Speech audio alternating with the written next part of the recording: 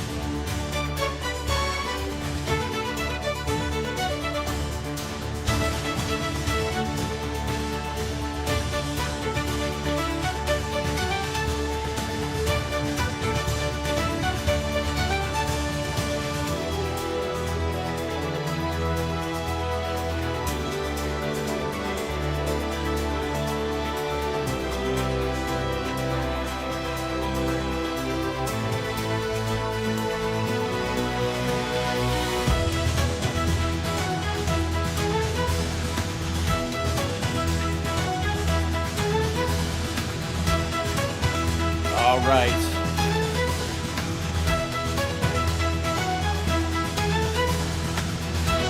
Let's go back to here. We'll go straight to the chat room this morning. Good morning, everybody. Oh, that's good. Why isn't that fading out? It should fade out when I do that. Now it's fading out. Hi there, everybody. Welcome. Good morning. Good afternoon and good evening. However you're watching the show and wherever you're watching the show and whatever. To the people who are watching this in the distant future, in the year 3100. You're right. I was the most charming and influential man of the age, and people didn't know it at this point, but later statues would be built and streets would be named after me, and also they would nickname a necessary part of a vehicle after me. I'm not going to say who or what part. I'm not here to predict the future. There's static? Why is there static? Hold on. That's weird. Oh, boy. What's wrong with everything? Hang on, everybody.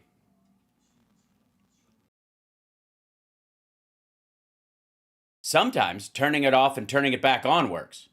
Is that the case? We'll find out. It's not mic fuzz. It shouldn't be mic fuzz. My mic is not fuzzy. I don't have one of those fuzzy things on it. Did that end up fixing it, or did it make it worse? We're good? Yep. Okay. Excellent. Top of the afternoon to you. My goodness. Wait, it went and it fixed and then it came back? No, okay. Well, I'm going to hang out. I'm going to let it work itself out. That's how at peace I am about the whole thing. It's my own stat. Oh, get out of here with your I gotta. Well, here's the thing. I'm quite proud that the snake oil people think this is a great place to come because I've got particularly curious and conscientious people in here. But you don't get to kind of like I've tried everything. It's audio's clipping, YouTube sounds fine, it's in and out, it's gonna be fun. Okay, you might be catching up, right? Okay, if it sounds great to anybody, it should sound great to everybody because that's how it works. Sounds like the intermittent buzz Johnny Million had a few weeks ago. That's terrible. Okay. And the volume is not very high. I'll tell you what. I'll bring it down a touch over here. It might be that it's fuzzing out and I'm trying to speak loudly. Okay, hopefully I brought it down a little bit. Maybe that'll do it. Every 25 seconds. There's a bug in my mug. It might be. It might be it's trying to isolate my voice through the mug itself. Like if I lean over this way, we should be fine. Let's see. That's not static. That's slurping.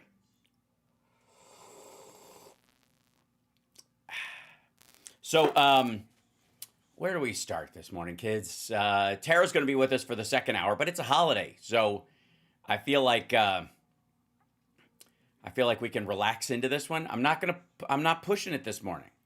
I want you to ease into this. I want you to remember that there were people who were fighting wars that had a lot harder than you did. And whatever problems you might experience today, they don't involve getting trench foot while shitting in a bucket as you run out of ammo. So I'm just saying, have a little bit of perspective today, ladies and gentlemen, as we honor and respect those who gave our lives so that we can complain about our Starbucks order. And I'm only half joking. So yeah, I'm glad to be here, Roxanne. Thank you for being here with me. Yeah, it's way better. This is, yeah, say what you will about Hal Sparks' show, but it's way better than being shot at. This is true. Yeah, yeah. What about Trump's disgusting 3 a.m. post? That applies to, I think, all of them. There might be tiny hairs in the microphone. It's the kitten, isn't it? We've got a kitten. We got, shit, it's official. Should I announce? Hold on. Hey, babe. Babe, can you bring him down here? He's what? Okay. So it's official. We're keeping him, the kitty. Yeah. Another. This was an easy foster fail. Yep. This is not even really a foster fail. Like, we have a gap in our cats, and a hole left by Chuds leaving, and so we're looking to to have one. We've never had a black cat, and he's just lovely and sweet. There's definitely intermittent mic static. Okay, cool. I will try and remedy that through a couple of things, but first, ladies and gentlemen, here he is, the man himself, the king of all kings, the sweeties of sweeties, the little buddy who just hangs out on me and lays there. It is the sweet boy who's getting tired because he's been fighting with Chip all morning. He's been powering through it. The name we like right now is Bucky, because he is the Winter Soldier and he cannot be denied. And every time he comes into a room, you hear, scree, scree. Right, buddy? He is Bucky the Winter Soldier. Fear him. He's very sooty, yes. He's actually black, but he's got like brown marbling a little bit. But he's definitely a black cat, and he's definitely a sweetie. And he's definitely a good boy. Yeah, and he definitely wants to walk all over your keyboard. That's also one of his favorite pastimes. So he will go back upstairs for the time being.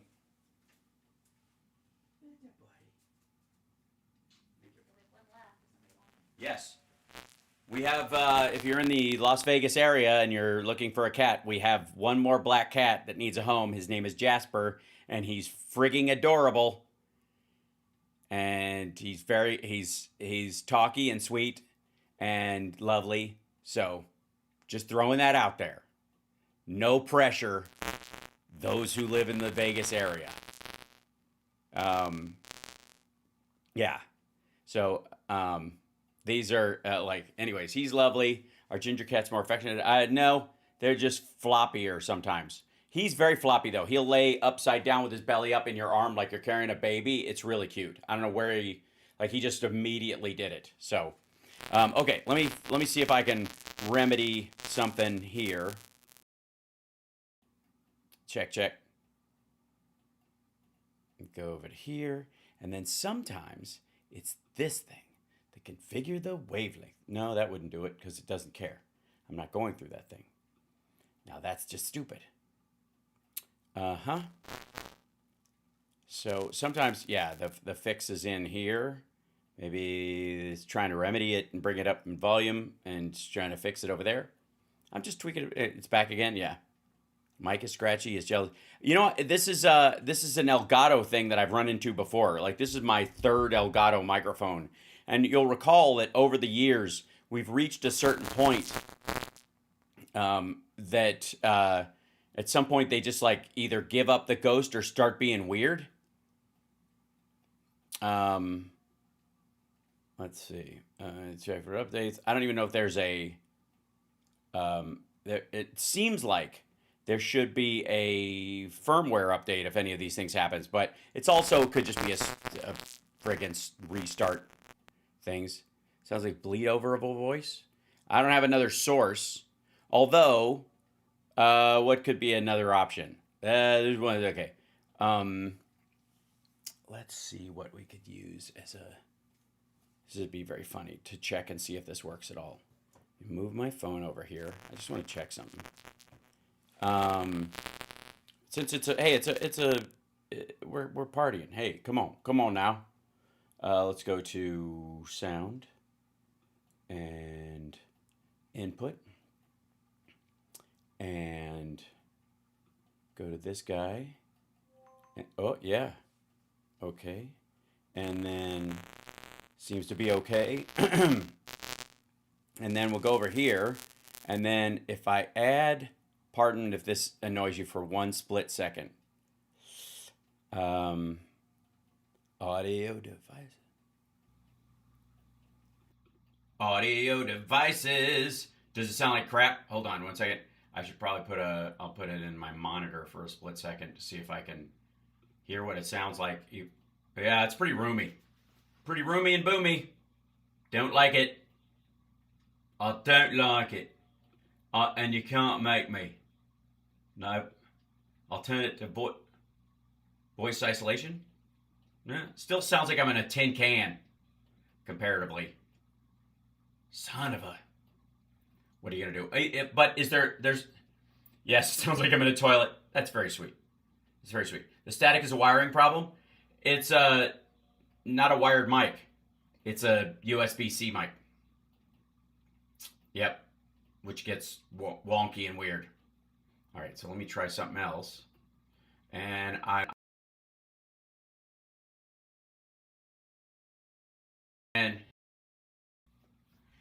think I might have remedied this. Hold on. I'm going to disconnect that guy.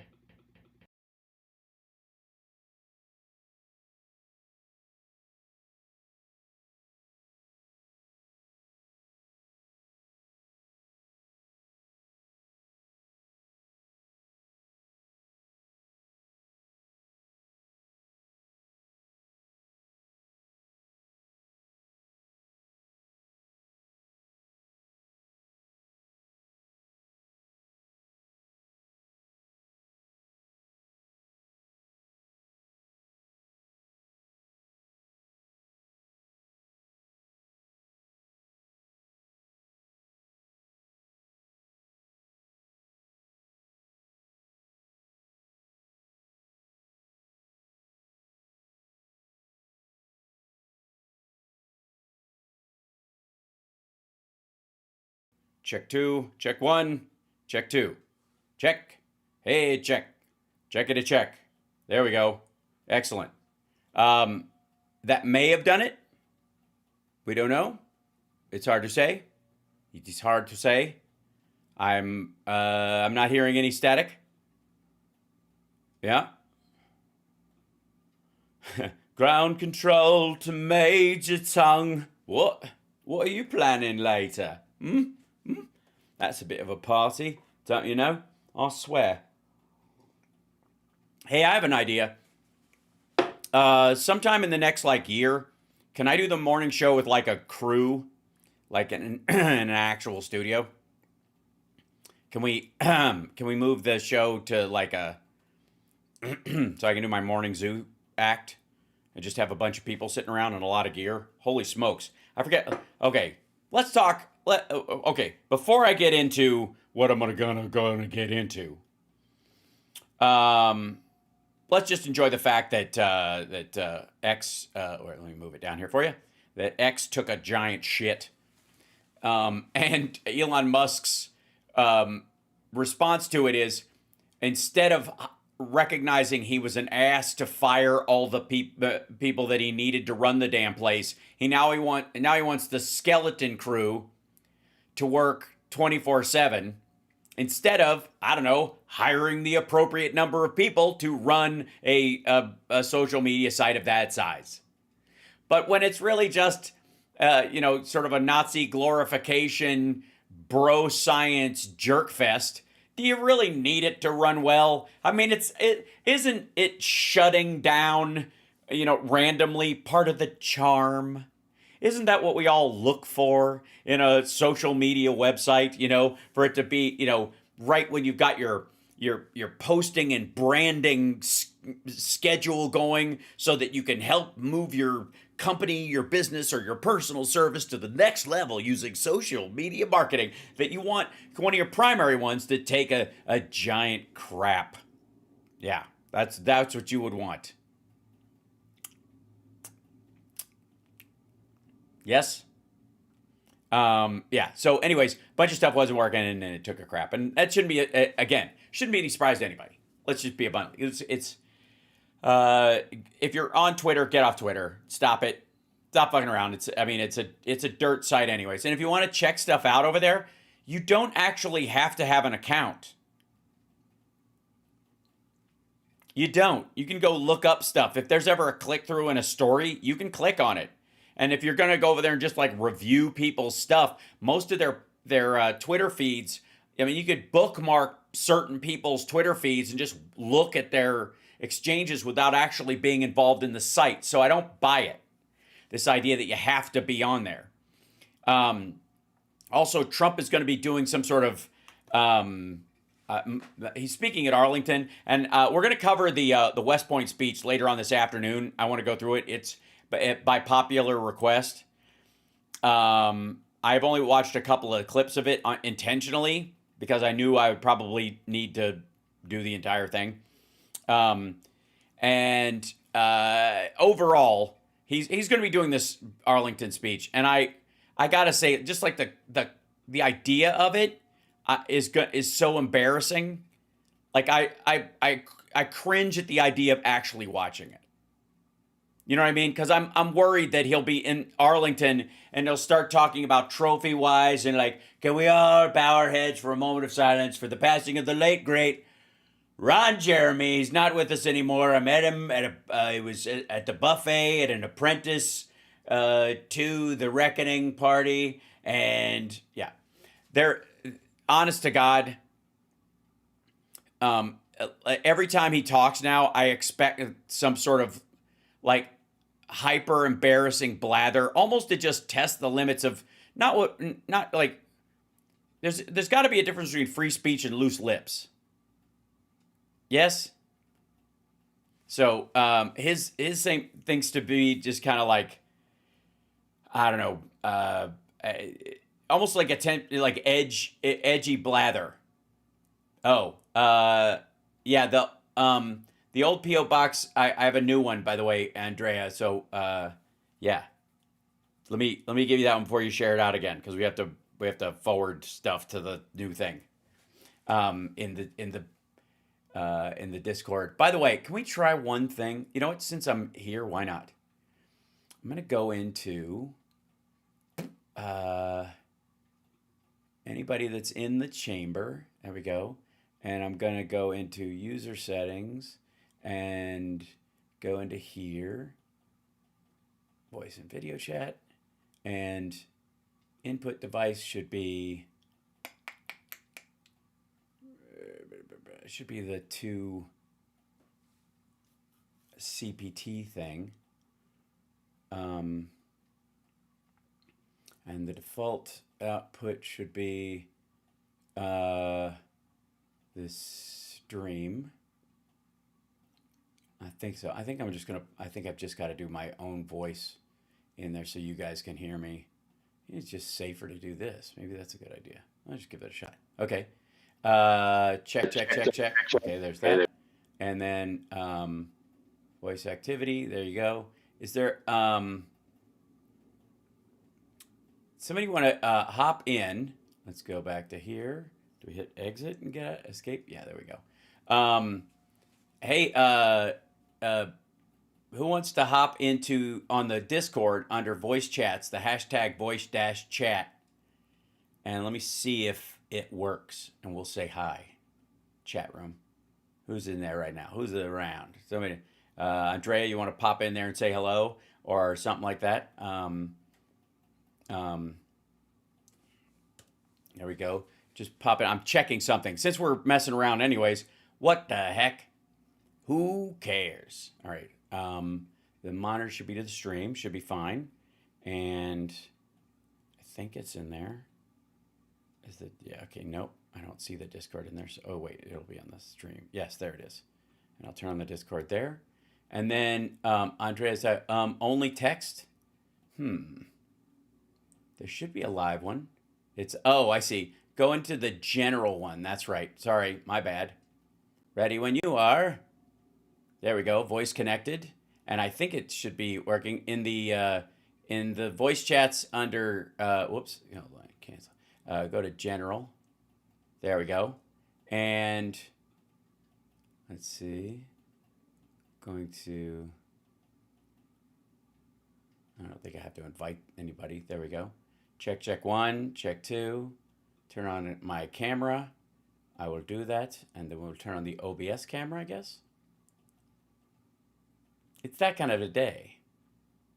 Okay, they didn't hear that. I heard that. Okay. I'm just checking something to see if we could actually bring on some people and ask questions via the Discord. I've seen it done. I know it's possible. Oh, wait a minute. I see somebody. I see Andrea there.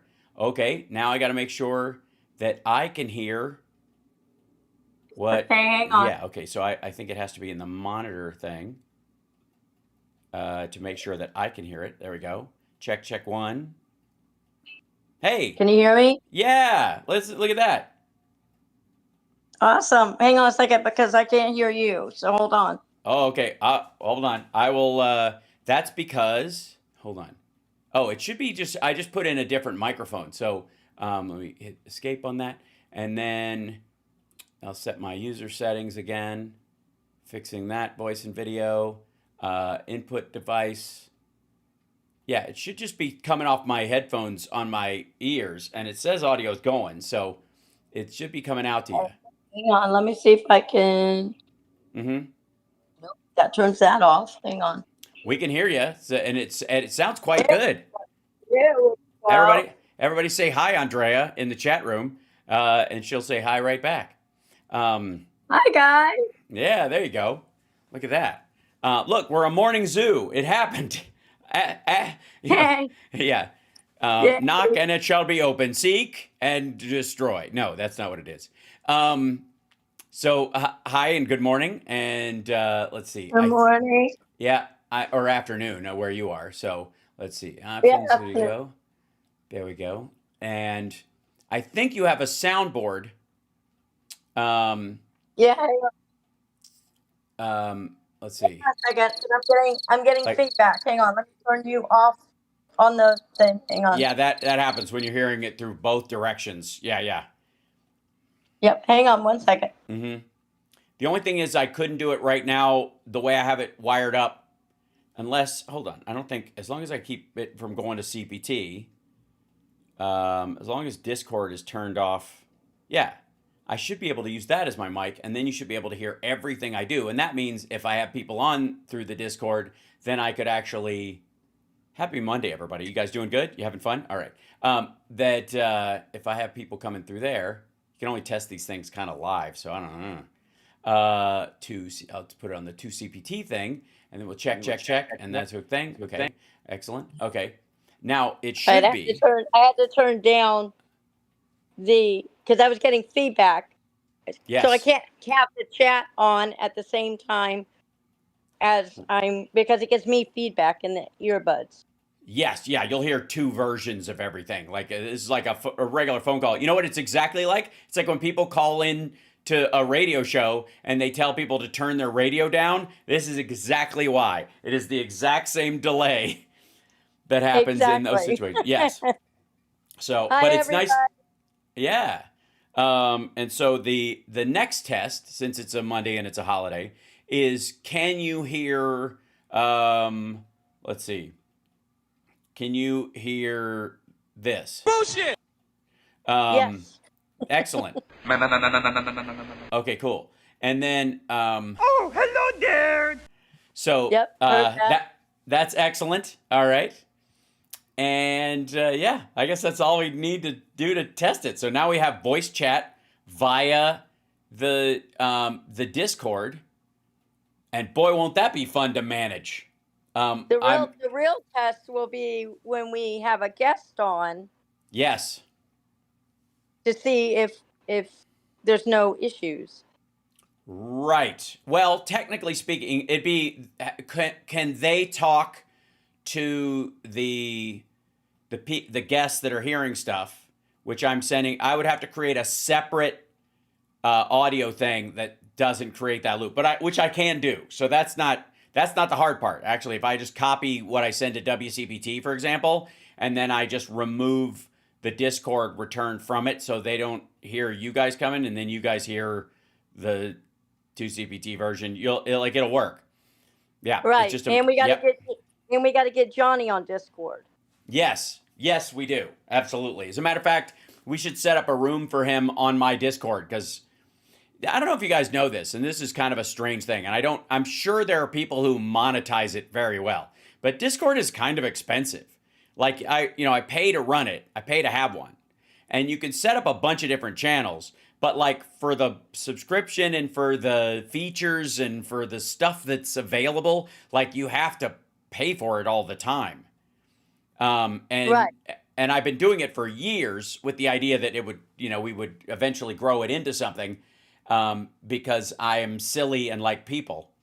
And so it's a difficult, I want to turn it into its own thing, but giving Johnny his own room in here might be a great way to do it too.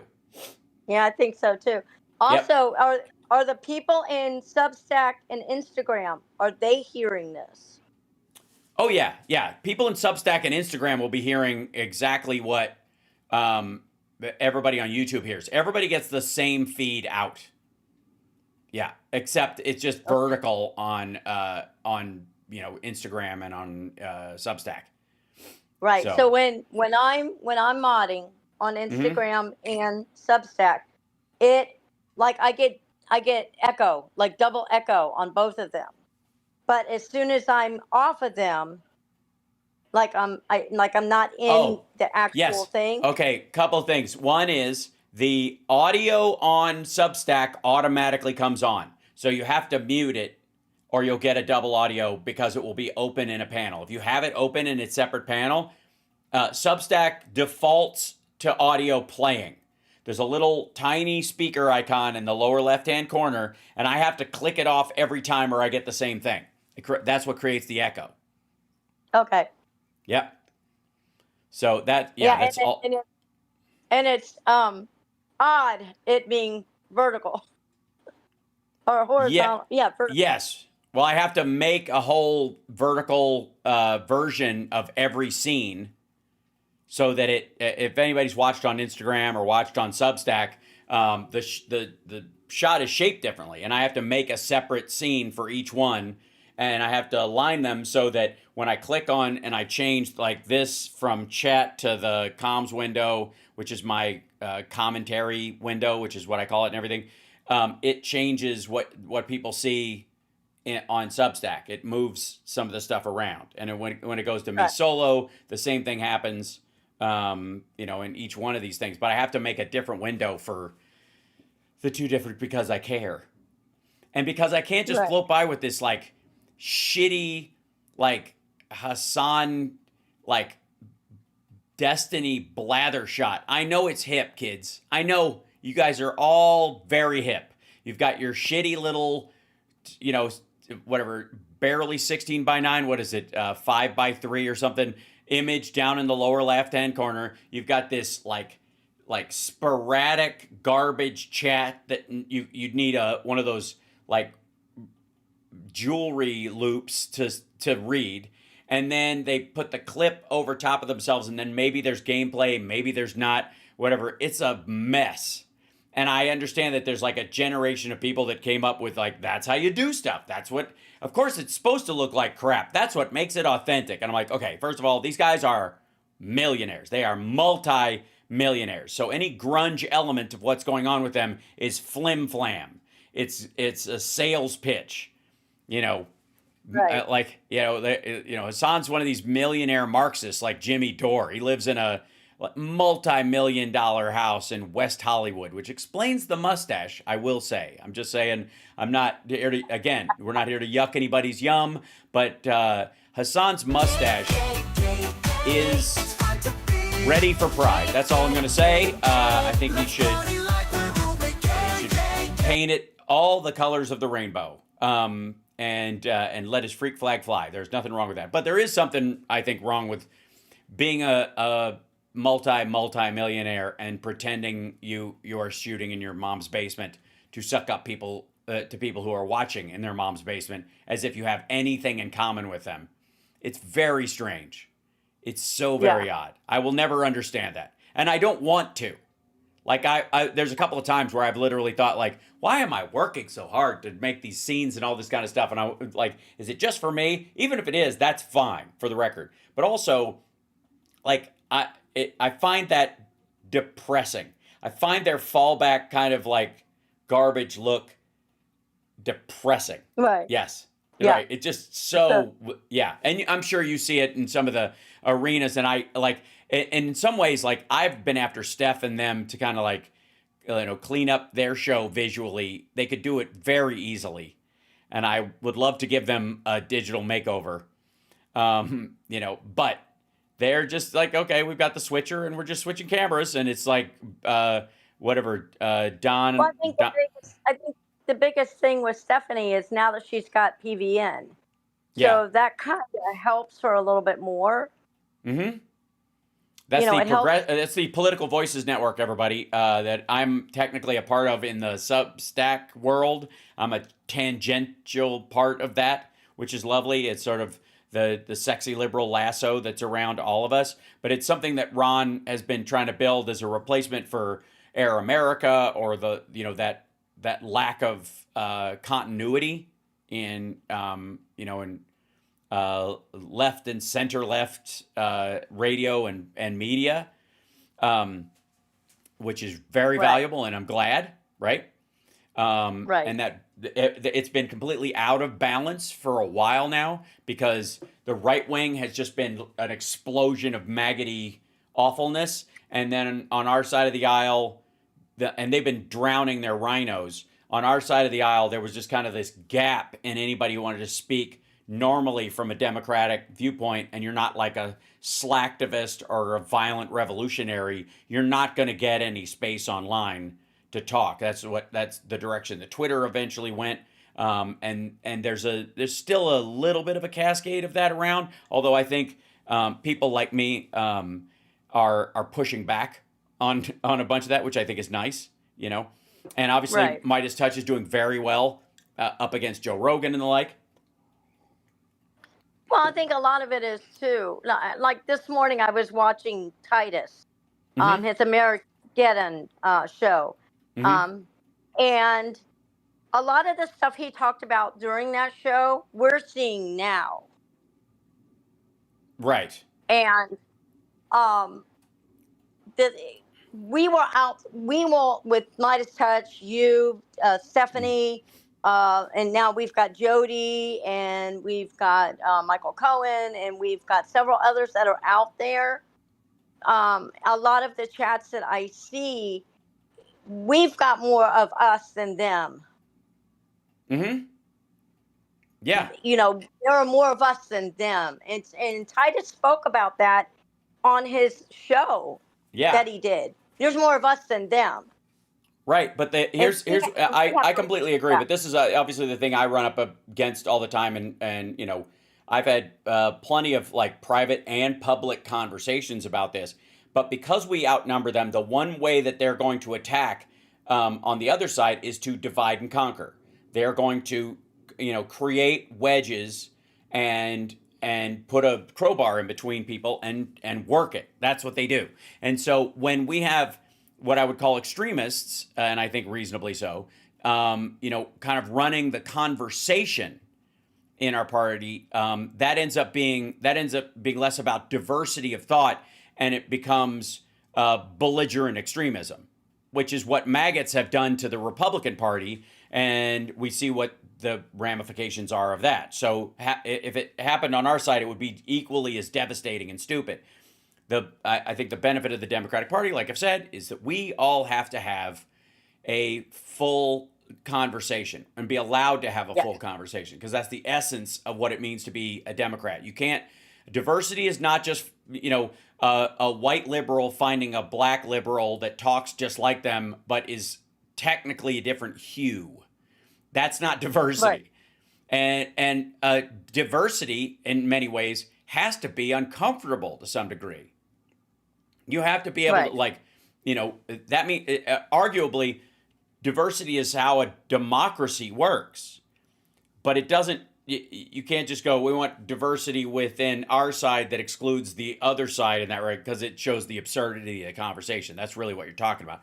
What you mean is we want a diverse team that competes all as one team fighting the other team, which has a unifying element to whatever they are, either perceived or real, riches, race, religion, whatever that thing is. And so it becomes a situation where people know they're living a farce.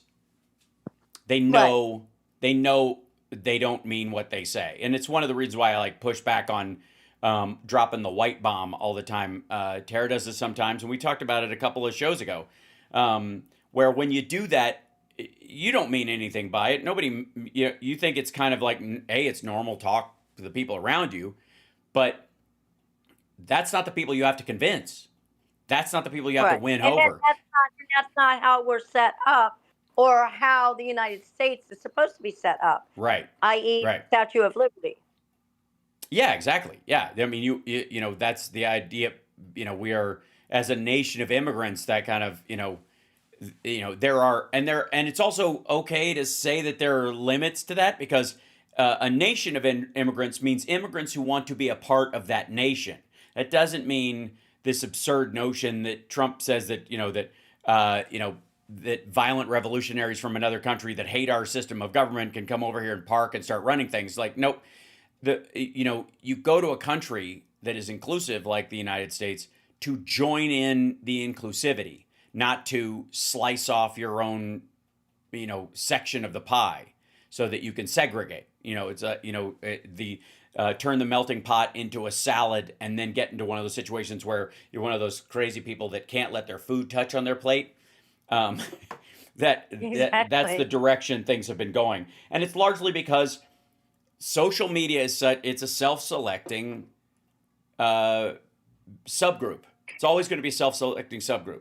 So even when they're saying, it's like when they talk about polls, who takes these polls? Who reads these polls? Who is it that answers the phone on a landline and answers these questions? What kind of person does that? Well, I'll tell you who. The kind of person that gives you the kind of answers you see. And anybody who doesn't do that, you have no idea how they think or what matters to them, except unless you track their buying habits and all their personal data and hire a private investigator to follow them around. And it always falls back to that lightning bolt I had watching Mindhunter, where the guy playing Edmund Kemper says, when they're talking about these, it occurred to me that everything you know about serial killers comes from the ones you've been able to catch. And there's a real element to that in social media. There's a real element that in even who writes books, the kind of a person that writes a book is a subset of a subset of people. And so if that person, that kind of personality dictates how the rest of people talk and think, then it's an overlap on what they're thinking and feeling, not a direct connection to what they're thinking and feeling. Even if the person reads the book and goes, that reflects what I'm thinking, it's still a narrowing of the broad thoughts that you have to a particular theme. And that's just a reality we live in. And it's something that people always have to, I believe, keep in their mind as a way of checking themselves. And you're seeing this right now with friggin' Josh Hawley, of all people, panicking over Medicaid cuts. Well, why? Is it because he suddenly got humanity? Is it because he suddenly became a good guy? No, it's because he's from Missouri. And that state will fall apart if blue states don't provide it with Medicaid. It will collapse, and he knows it. And he can't say that. He can't come out and go, well, my state is a leech state. That's Well, really what. Yeah. not, it's not even that. It's you're representing your state. We Mm-hmm. elected you on Mm-hmm. either side. We elected you to speak up. You're our Mm-hmm. representative. Mm-hmm. It's not freaking hard. Nope. But the thing is, again, in his mind, up until this point, he was elected to carry out the Republican agenda or Trump's agenda or some cartoonish subsection of that thought, right? That there's Republican thought, and then there's this America First, maggot thing that grew like a tumor on it. And there's this illusion that anybody who aligns themselves with Trump or likes to use the America First phrase or whatever is part of that subset. And that being part of that subset is why they got elected. Why they got elected was to represent the needs and well-being of their constituents.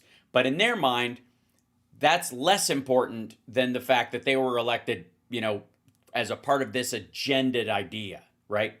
And that's Right. that's whenever you have an activist politician or a slacktivist politician who spends all their time on the internet, like Elon Musk or something like that, where they're driven to politics that way, and then somebody out of that group runs for office, myself included, I guess technically, you have to be aware that you are a subset of people, and that at some point you are going to represent constituents that don't share your maggoty view of the world, no matter how much you want it. And if you won 80-20, you can ignore that probably for a while. But if you won 60-40, 55-45, then you start realizing that it wouldn't take much, for your constituents to turn and realize that you're not on their, that they need somebody else who can do the things you say you want to do and the stuff you need to do, and they can just kick you out on because you can't get the buses to run on time. Right. You have to be able to do that too. Midterms in 18 months. A lot of Yep. states are going to be turning blue. That's right. And we're already seeing a lot of these elections in areas that shouldn't even really be close. And they, a lot of the Republicans are panicking about this because, again, this is why I'm so on, God bless David Hogg and what he's been through, and I have nothing against the dude. I've met him in passing, I think, once at one of these things, or just waved as we were going through the same kind of place. Nothing against him. But I will say the strategy of going after any Dems at all right now is a waste of time and money. And I will state this over and over again, and I need it to be one of the rallying cries going, especially into 2026. DNC has one job: turn red districts purple and purple districts blue. That's it. If you don't get any points for blue getting bluer or blue staying blue, that's Right. what you're supposed to do all the time. That's the baseline. To quote Chris Rock, what do you want, a cookie? The only job you have is red state purple, purple state blue. That's it. Whatever the job is, whatever the role is in government, whether it's a state senator, a mayor, it doesn't matter. Red to purple, purple to blue. Always and forever. Because until we have some sort of like 70-30 majority or 80-20 majority where you can legitimately say it is our ideas that the entire country runs on, and there's a couple of these fuckers got to go. Until you have an 80-20 majority, you kind of have to keep your fucking mouth shut about telling people what they should do. Exactly. Because they're not going to listen either way. Right. And you haven't convinced them yet. Even, and there's always that disconnect between like how many people are for proper gun control and how many people vote that way. Well, what's the difference? What is that window? What is that 10, 12, 15% that is for this but votes against it every time? Well, it's apparently because they believe that the party that is for that policy goes too far in that policy, and they would rather err on the side of less of it than more of it. That's it. And so they think, when Beto or somebody comes out and goes, "You're damn right, I'm going to take your guns," that rallies Democrats in a lot of places, and we go, yeah. But the people who are on the fence about what the best path is will go, "Okay, that's too much," and that's when they back off. And again, this is, you can even see this in the people that dropped out and didn't vote this time around when it came to Trump. They were saying that to both parties in a bunch of cases. It just gave him the edge in the people who did actually show up because they defaulted for safety and security or their fear over the complexity of an idea, or Yeah, I think most of it was fear. Yeah.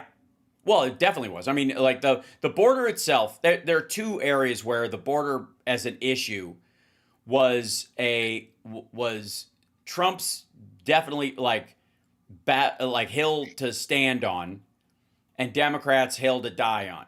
And part of it and this goes to the people who are talking about this stuff, is that there are a lot of people talking about these issues who care very deeply about these issues. They care so much about these issues. But they think they articulate it well. They say all the right words. They repeat all the right phrases. All the right people are clapping when they talk. Do as I say, don't do as I do. Right. Well, I would even say it's beyond that. It's simply that they are not the communicator they think they are. They're not hypocrites. They really do believe it. They just don't understand what it takes to communicate to somebody who isn't already on board. And there are multiple ways to do that, but they have just kind of written off that concept that it's not my job to convince you anymore because you've had all your opportunities. You can Google it. Why haven't you figured it out? None of my business. And like, well, that's all of that may be true about that person, but you make it true about yourself if you don't do better. You have to be able to articulate. And I get this a lot in the chat. I get a lot of this from people, and they've emailed me and said, why can't the other side get it? You have to remember, they have been fed this for 10 years. Right. It's almost like, and I hate to use the word, but it's almost like a cult. Yeah. They've heard it over and over and over and over and over again. They've got it in their head. It's ingrained in their head. So they don't, that's hard for them to shake it. You have to do things by showing action for people to get it. In my opinion, you have to show your action. Well, yes, that is certainly true. But I'm talking literally about the talkers online, and this would be a pundit news issue. And again, this is a subset of human beings who have chosen as their pastime to talk about these things. I see this all the time because I watch this. Like, okay, there's this new show, and I'm sure we'll end up doing. I think CSL has put at least one clip from this in the clip choices over the last little bit, and it's just been a matter of timing that I haven't been able to do it. But it's called Her Take. The show is called Her Take. I will call hold on. It's on the Blaze Network, and our dear friend Lindy Lee is on there, along with Anna Kasparian and Julian Michaels and a rotating band of a couple of other women or whatever. It's their version of The View. They have created this right-wing version of The View.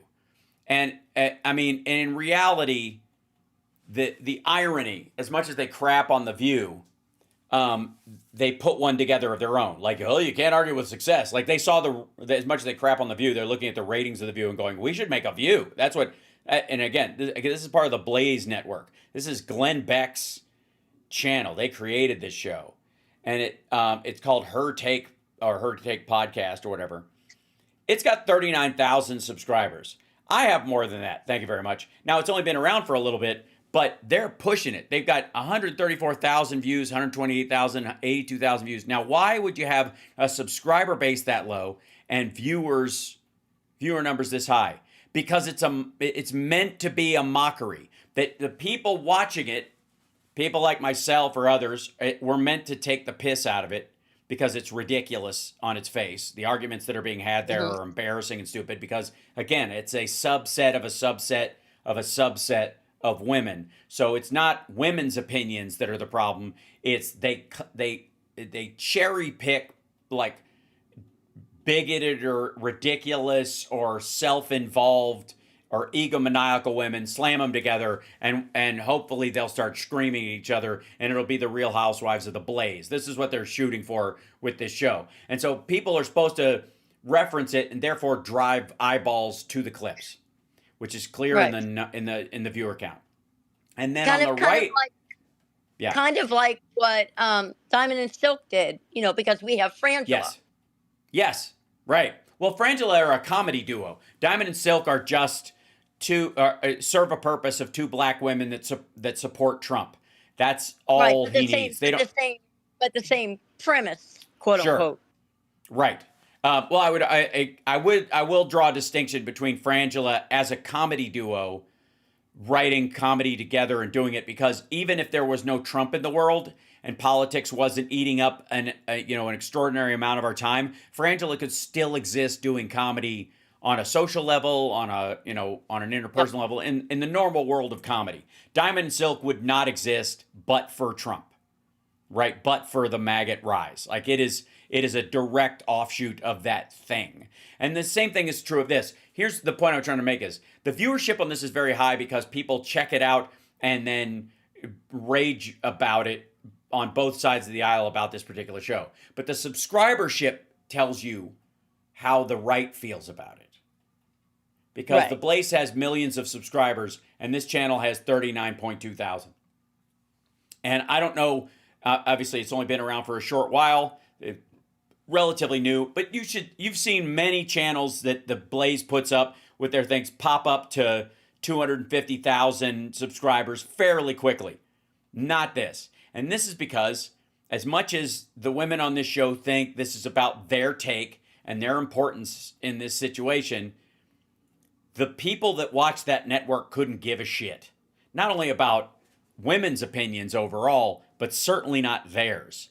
And unless there's, I guess, some element of eye candy, the Fox News crowd doesn't want to hear from women at all. I mean, obviously, I suppose they try to make them appealing, but I like even when I'll show you real quick on the show. Let's see. This is, I don't know. This is I'm just going to open one of these because I want to show. Of course, Trump. I don't care. I want to show the wide shot of the stage if they do, because they here it is. Yeah, this is what they get to sit at. This is on if you're watching this online, if you can see this or whatever. Yeah, I'm watching. They didn't. It looks like a half-folded dining table. They didn't, break the bank turning out this show. Like this place smells like dust and coffee. I guarantee it, and hairspray, because all morning TV shows studios smell like hairspray. In case you don't know, if you've ever been on a morning, AM Houston or something like that, the whole place smells like hairspray because everybody is between breaks. They're just pss, pss, pss, and it just does. And then there's dust because it's an old warehouse somebody converted into a studio. And then there's a lot of coffee. So that's what the place smells like. Oh, Tara's on the other line. Look at that. We'll see if I can bring her in Tara as well. There she is. Look at that. The primary thing I'm trying to make a point about is this her take nonsense is about. It's about the right wing selling something to a group, just marketing something out there that they see and just copying it because they think there's an audience for it, but there isn't, because their own people are against the very concept of it. You can't make a right wing version of The View that's as equally as successful because there aren't enough right wingers who give a fuck what women think. It just doesn't exist. You know what I mean? That audience is invisible. They are non-existent. Those people are not there. This is the same reason why the Daily Wire's movie career and their TV shows take a giant dump, because they want to make a fantasy series for right-wingers. Well, I got news for you. Ren Fair people and people who go to cosplay at Comic-Con or go to Dragon Con or any of these kind of things are not right-wingers. They're not. Or they wouldn't have gotten hooked on Game of Thrones, a show that had incest in its pilot. Jesus Christ. All right, I'm going to let you go, Andrea, and I'm going to bring in Tara. Okay. Thank you for helping me test this. Yeah. Can you hear her, Tara, on that side? I don't know if you can. No, Okay, I hold can't. on. I can't. I can only Yeah. hear you. I don't see you yet, but I'm Yes. sure you're Oh, going to sorry. Yes. rectify that. I will indeed. Hold on. Studio. Let's see. This is the. Oops. Right there. That's There we way to go. I think you can see me now. Yes. I can see you, yes, Yes. and I So can see the five biatches, Can she whoever yeah. they hear Right. might me? be. Yes. No, she can't Do hear they you all because have? Do they all I have have to the create Trump that Okay. other. face? Have they all? Yeah, I don't know Yes. who. I mean, they're blurry, but they all they all been on the Trump plastic surgery plan and been through the factory, so they all have Ivanka's face, or they have Alina Habba's Ivanka face, No, I mean or this is Kristi Anna Noem's Kasparian. Ivanka No, face. this is Anna Kasparian, Ann Coulter, Jillian Michaels, Lindy Lee, and Shemp. I don't know who the. Lindy. Yeah. Oh, she's. Lindy Lie. Oh, Yeah. that opportunistic grifting Oh my God. climber. Yeah.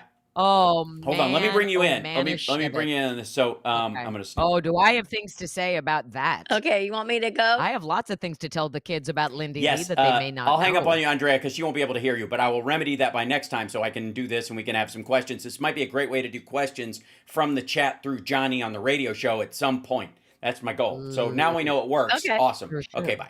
There we go. And then I'm gonna disconnect from that, and then let me bring in. Where is she? There she goes. Okay, And yeah, good. Coulter and Yeah. Lindy Lee on the same. Like I Oh, the it's so beauty of good. this, like it's a multi-layered Mm-hmm. life vest. Hey, I wore my kitten shirt for you because Aw, you got a kitten. we did. We You just got a adopted one. Yeah. kitten. A Yeah. kitten. Yeah, It's we're very baby. proud.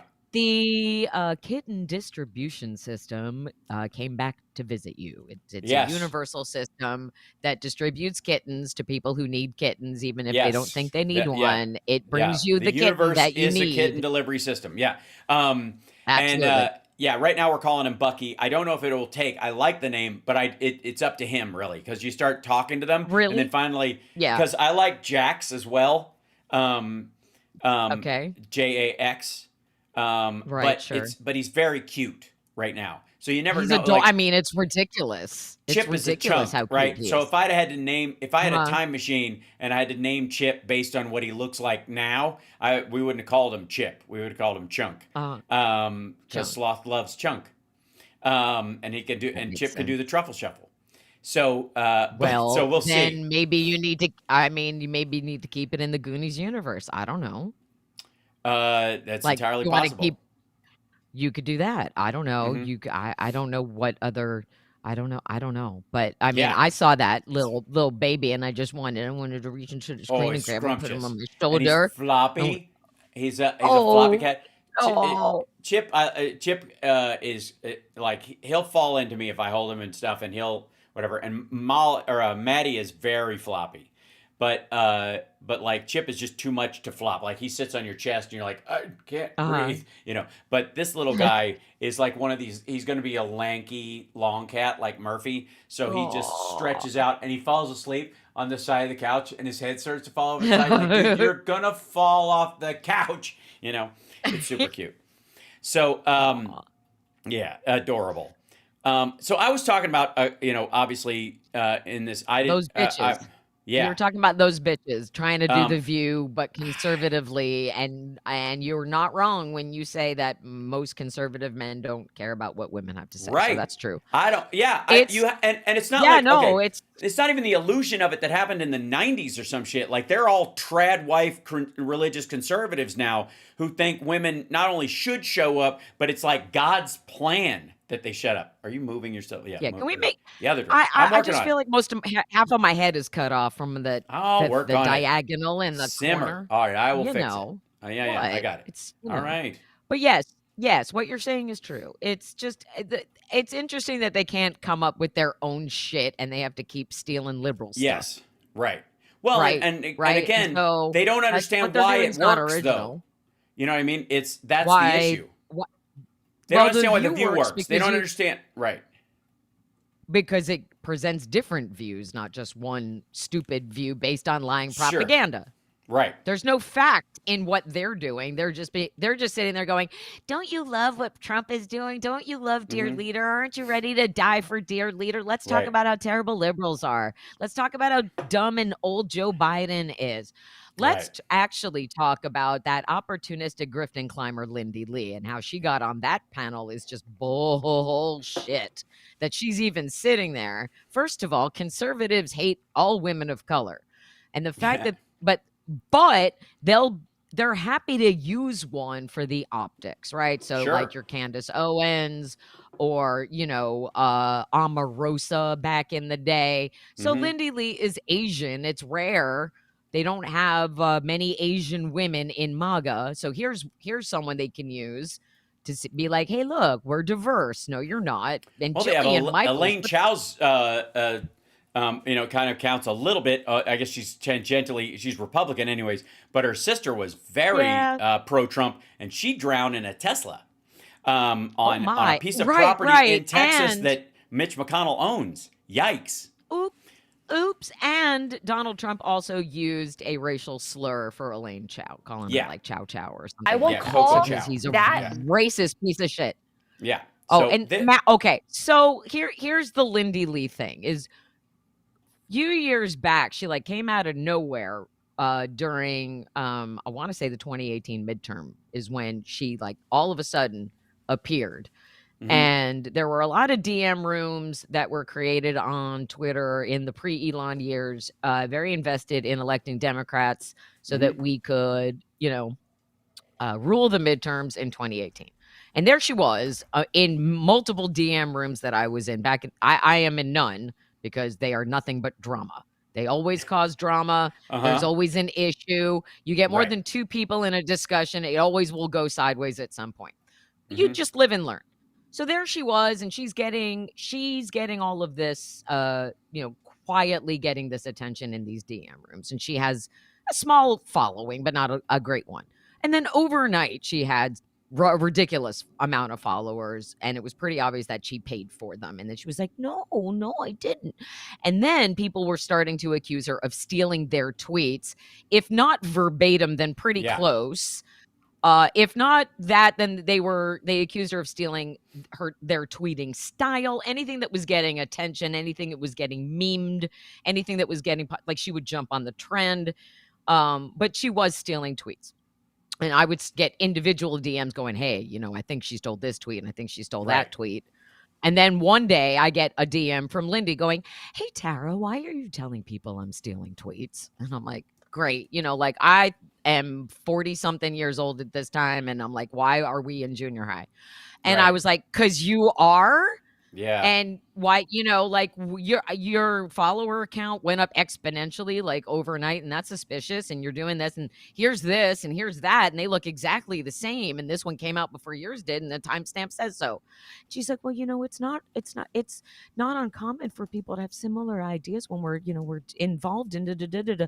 And I'm like, that's not from a Google Doc toolbox. That wasn't that. That was someone's original. And we're seeing this repeatedly. And I'm calling you out because if you're not here for the right reasons, then you're not here for the right reasons. Are you here for you, or are you here to make sure that we're stopping these Republicans? And instead, she went back to the DM rooms and she started telling people that I was lying, that I was a grifter, that I was a fake, that I was basically the whole projection language thing. But what she also did was call me a racist. She pulled the racist card and played the victim card. And there was another account who 50 Shades of Way, I have no problem saying it, who joined in on that and also said I was racist. I had no idea what 50 Shades of Way was. I did not know if they were male, female. I did not know their nationality. I don't care. I don't care. I don't care who you are. I care that you're a Democrat and you're involved in democracy. Period. End. If you're here for the right reasons, by the great. way, I would like to say for the record, I go further than that. I refuse to assume that anybody I haven't met personally has anything to do with what they present online. I will talk ideas for that very reason. And if somebody's a dick, I will effectively verbally curb stomp them in a flame war if I'm not busy doing something real in life.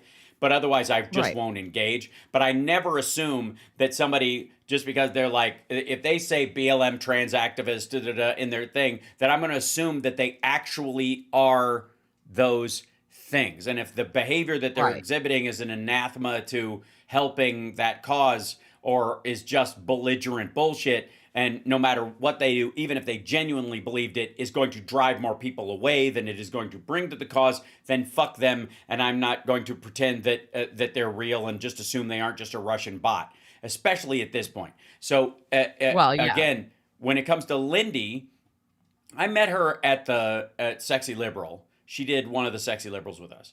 And Oh, I had never God. met her before. I was so mad when I saw that, by the way, because I would have warned everybody not to have her. Right. But anyway, continue. Yeah. And I wasn't like aware of who she was, whatever. And because I speak Chinese and because she talks openly about being born there, I spoke to her, assuming that she was close to, her family's directly from it, fled Tiananmen Square, all that kind of stuff, like, fled during that period, or she was born there and then they fled and whatever. I don't know what the timing was on them, but they were there for a long time. And I would assume that even then in the household, there's some element of it spoken. She had no idea what I was saying. So I was immediately just kind of like, Huh. You were like, this is sus. odd. Yeah, it's a little odd. You don't have to, just because you're from someplace. But if your parents were directly from there, then oftentimes I will just assume you at least have your P's and Q's together. Right? Or your grandparents, right? Well, yeah. I mean, I think it was her parents directly. But the point is, it was just it was just like a hinky thing or whatever. But the turn that I've seen since, like the kind of vile, dismissive, suck up to the right version of it is just like, it was almost like, oh, okay, I get it. You were assuming the power was going to be on that side, so you sidled up to it. And then when they lost, you just sidled up to the other power side. That's it. You're just clout fucking or moving around to try and climbing. Yeah, that's all this is. And so again, that would be to the point where you can't even be racist, I don't think, criticizing someone like that, because what they're doing has nothing to do with their gender, their sexuality, or their race. This is a 100%. This is a shitty human characteristic that some people do, and it's racist to even bring up racism in the context, because you're saying like, oh, you're just saying that because Chinese people do such and such. You're like, how the fuck? No, what are you bringing them into this for? What? Yeah. And that was what made me the angriest, because you know me, and I'm all about the truth, and I don't care who the truth is about, and I don't care why it's the truth. It's just the truth, and that's it. And so she goes back and tells people that I'm racist and I'm saying racist shit about her, and I never once. Guess what? Your lies have no color. Your lies are just lies. And I see you lying and stealing, and I see you playing the race card and the victim card. She's like, I don't understand why everyone's so mad at me. I'm just this cute little defenseless girl. And I was the bad guy, and I'm the one that gets kicked out of these DM rooms. And then she comes out. Oh, I mean, like, it's election day happened, and the next day she's like, I'm actually MAGA now. And it's like, we're all like, all these people are shocked that she's doing this. And I was like, I told you she was there for her. And the only color she cares about is green. Thank you very much. And absolutely nobody who kicked me out of the DM rooms and pushed the false narratives about me, nobody has apologized. Absolutely not. It happened a while ago, and that's fine, and everyone can move on. But when I see this, I get frustrated. When I saw her, like before all of the things blew up and everything, she's claiming she had an official position at the DNC, and Jamie Harrison was like, no, you didn't. And, like he's been very vocal about her. So she's showing up on this bullshit panel. Nobody should give any of what she says legitimacy. Absolutely nothing. Whether she's spewing for MAGA or she's spewing for the right, she's spewing for herself. And every single other woman on that panel, they don't give a shit about the truth. None of them care about the truth. They care about whatever money they are grifting. Whatever is ending up in their bank account is what they care about. They don't care about democracy. As my Tara Show partner, Tara Devlin, says repeatedly, they don't care about democracy. They don't care about the Constitution. They don't care about truth. They don't care. They hate democracy. They hate our Constitution. They hate it all. And so now they're profiting from that. And so that's what they're seeing. That's what we're seeing with that. And you're sitting on a panel with Ann Coulter. Like, I don't need to know anything else about Right. you, but I just happen to know in this particular case because I have tangoed with that girl. And the second I started speaking the truth about her, she blocked me everywhere. And that's a big indicator. It's a red also. flag. Yeah. Right? So, and okay, fine. You don't want to believe me, but I don't lie. I'm not a liar. I'm a truth teller. And I don't start shit. I don't stir shit. I just tell you what's happening, right? Sure. I just report it. I just tell it like I see it. Sorry if you don't like it. You don't have to like the truth, but it's really important that you just learn how to accept it. And so anybody who got grifted by that girl, just make sure you're sharing the truth about her so that no one else does. Right. Like, that's all I ever asked of people. Yeah. Like, you want to be friends with her, that's your business. But I'm here to warn you because I don't want to see it happen. Dude, I see it like we were talking about this whole like, look, racism is racism is racism, and I think our sort of lazy slacktivist class has gotten very comfortable with tossing around racial epithets or using people's color or their sex or their sexuality as a pejorative. Happens all the time on our side of the aisle. It's just lighter and lazier all the time. And as a straight white male, I hear it all the time. Am I brokenhearted about it? Does it diminish my desire to fight for the cause I believe in? No. But I'm kind of special that way. I'm more resilient than most. And I also, can parse. I'm so self-centered. Thank God that I can parse mass criticisms away from myself as an individual, because that's been the nature of my entire job, my entire life. As a comedian, as an actor, all that kind of stuff, you get used to the idea that there's no such thing as rejection, because there's 100 reasons why a project can fail or not choose you that have nothing to do with your talent or what you look like. Right. So even getting caught up in it and saying, it's the system, or they pick somebody for whatever reason, or I didn't get the job and it's something wrong with me, is egotistical in its own right, in the bad way. So I listen when I hear this kind of talk. It comes up all the time, and it's so easy to weaponize the other direction. It is why she can use that weapon so easily, is because we hand that, on our side of the aisle especially, we hand that weapon out to anybody. As long as it's aimed in the right direction, have at it. Now, there is a maggot version of it, which is never criticize dear leader, and but you can beat up anybody else. And the same thing is never criticize anybody for their for behaviors beyond their immutable characteristics, which is the only thing I think you can truly criticize someone on, but except white people, which you can just kind of use that as a hammer because it fits some sort of generic mode. And it's become a lazy habit on our side, and it's something we need to jettison. Not just because it's wrong at its root, but because the Lindy Lees of the world find it so easy to just pluck that right out of your hand and reuse it on you. They will always do that. And as soon as they do, as soon as they invoke race when race is not the issue, but they decide to make it the issue, you lose, because they're always going to pull it, and somebody outside of whatever you're dealing with is like, how can you be so racist towards Lindy? How can you do that? And no, this is not, it never was. She made it one. But, and again, on the right, brought race on the right, I never would have. We see like maggot on maggot confrontation and enjoy it quite thoroughly. I don't have any issue with it whatsoever. And they view this the same way. They view her being able to use the race card against you in an argument in a DNC DM group or something like that as a win for their side. So that's why at some point the nature of the Enlightenment and the growth of human society has to be, at some point we're going to step back and take our lumps and just go, I like everybody for who they are. And if you step off the off of home base, or you try to steal second, you're going to get thrown out. I don't care who you are. Right. And that totally is, it's just frustrating. It's frustrating for someone like me who's always been here telling the truth and have always struggled with getting the visibility that other people get handed for no reason.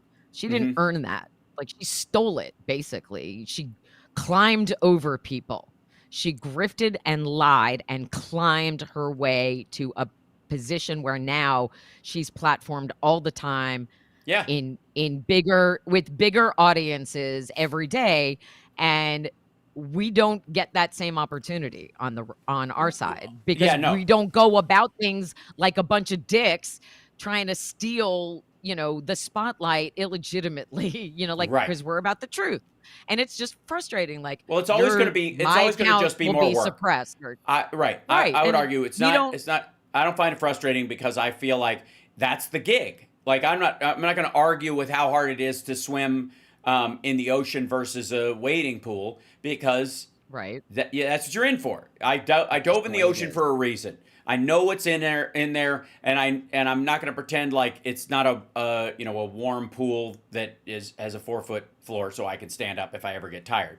You know where you are. And as Democrats, we're swimming in the ocean, and Republicans, consider themselves surfers while they have like Wonder Wings in the shallow end, and they want to, they consider themselves Aquaman, and that's just how they believe. I'm not going to tailor my way of living and thinking to their kind of weak victimhood version that they project onto everyone else. Speaking of which, Right. and I want to bring this up, is Trump responded to the fact that Putin has basically been flicking boogers at him during this entire process of I can solve this whole thing in one phone call in an afternoon. And I have to say, I'm enjoying like whatever Trump's like weird realization is, and this whole like, I mean, I think it's going to change. He tries to shovel it back on Zelensky at the tail end of one of these quotes, but listen to this. Renaming a street in D.C. It was fairly innocent stuff by American standards. Let me take a look. President, can you provide us an update on Russia and Ukraine as well? Yeah, I'll give you an update. I'm not happy with what Putin's doing. He's killing a lot of people, and I don't know what the hell happened to Putin. I've known him a long time, always gotten along with him, but he's sending rockets into cities and killing people, and I don't like it at all, okay? We're in the middle of talking, and he's shooting rockets into Kiev and other cities. I don't like it at all. Mr. President, what do you want to do about And that? I'm surprised. I'm very surprised. We'll see what we're going to do. What am I going to tell you? You're the fake news, aren't you? You're totally fake.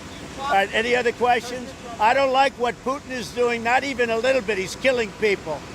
And something happened to this You're guy, killing and I people. don't like it. And I don't like it. I don't like it. I don't like it. At this point, well, first of all, when he says to the guy, why would I tell you you're the fake news? Well, Right. you're standing in front of him. You're the fake news. Right. If you're standing in front of him and you're telling him what it is, then he has no choice but to report on what you're telling him. So does it become fake because he reports it, but the person next to him reporting the same thing isn't fake because they say Fox and the other one doesn't? So that's why it's crazy. They're recording you live. Idiot. Also, if they print your lies, does that make them fake news, or are they just reporting the real news, the true news that you lied? Right. That's or full of shit, or don't know what you're talking about.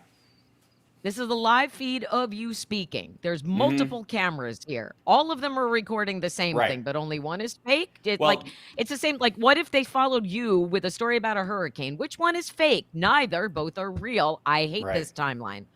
Also, how much of this is the thing with Russian propaganda and the way that Putin is incredibly shrewd and also very patient, obviously, because he's been grooming Trump since 1987, and we all know this. Part of this could just be all for show, like pretending they're mad at each other when they're fine, when they're plotting together. It could be, or it was before, or it was. I would agree. A month ago, like not playing both sides of it to make it look like they're not getting along. So maybe he could look like a hero and saves people, or he looks like a tough guy standing up to Putin. Nope, I think he's just embarrassed. He's tough. I gotta say, like, there was a point embarrassed where by what? because he's been so wrong. Like, again, he can't be shamed. Well, he has no shame, but he can be embarrassed. Like this is crucial. He at one point, there's a dead end in everything he's promising, and he knows it. And what he's hoping is two things occur. whatever he's talking about magically works because somebody intervenes and fixes it for him. Scott Bessent fixing the tariff situation, or Nutlick being right about something. He's just assuming it'll work. Right. This is going to be so big and beautiful. And what they told me, people very respected were telling me what to do, and I did what they said. And if it doesn't work, you it's just their fault. automatically start doing the hands. Yes, every right. time. This is very respected. He told me this. These are the kind of things we're going to do. And then when it doesn't work out, it's their fucking fault, right? So that intervention, either it will magically work because somebody else told him it would and it's supposed to already have worked, and what the fuck's wrong with this guy? And if it didn't, it's his fault.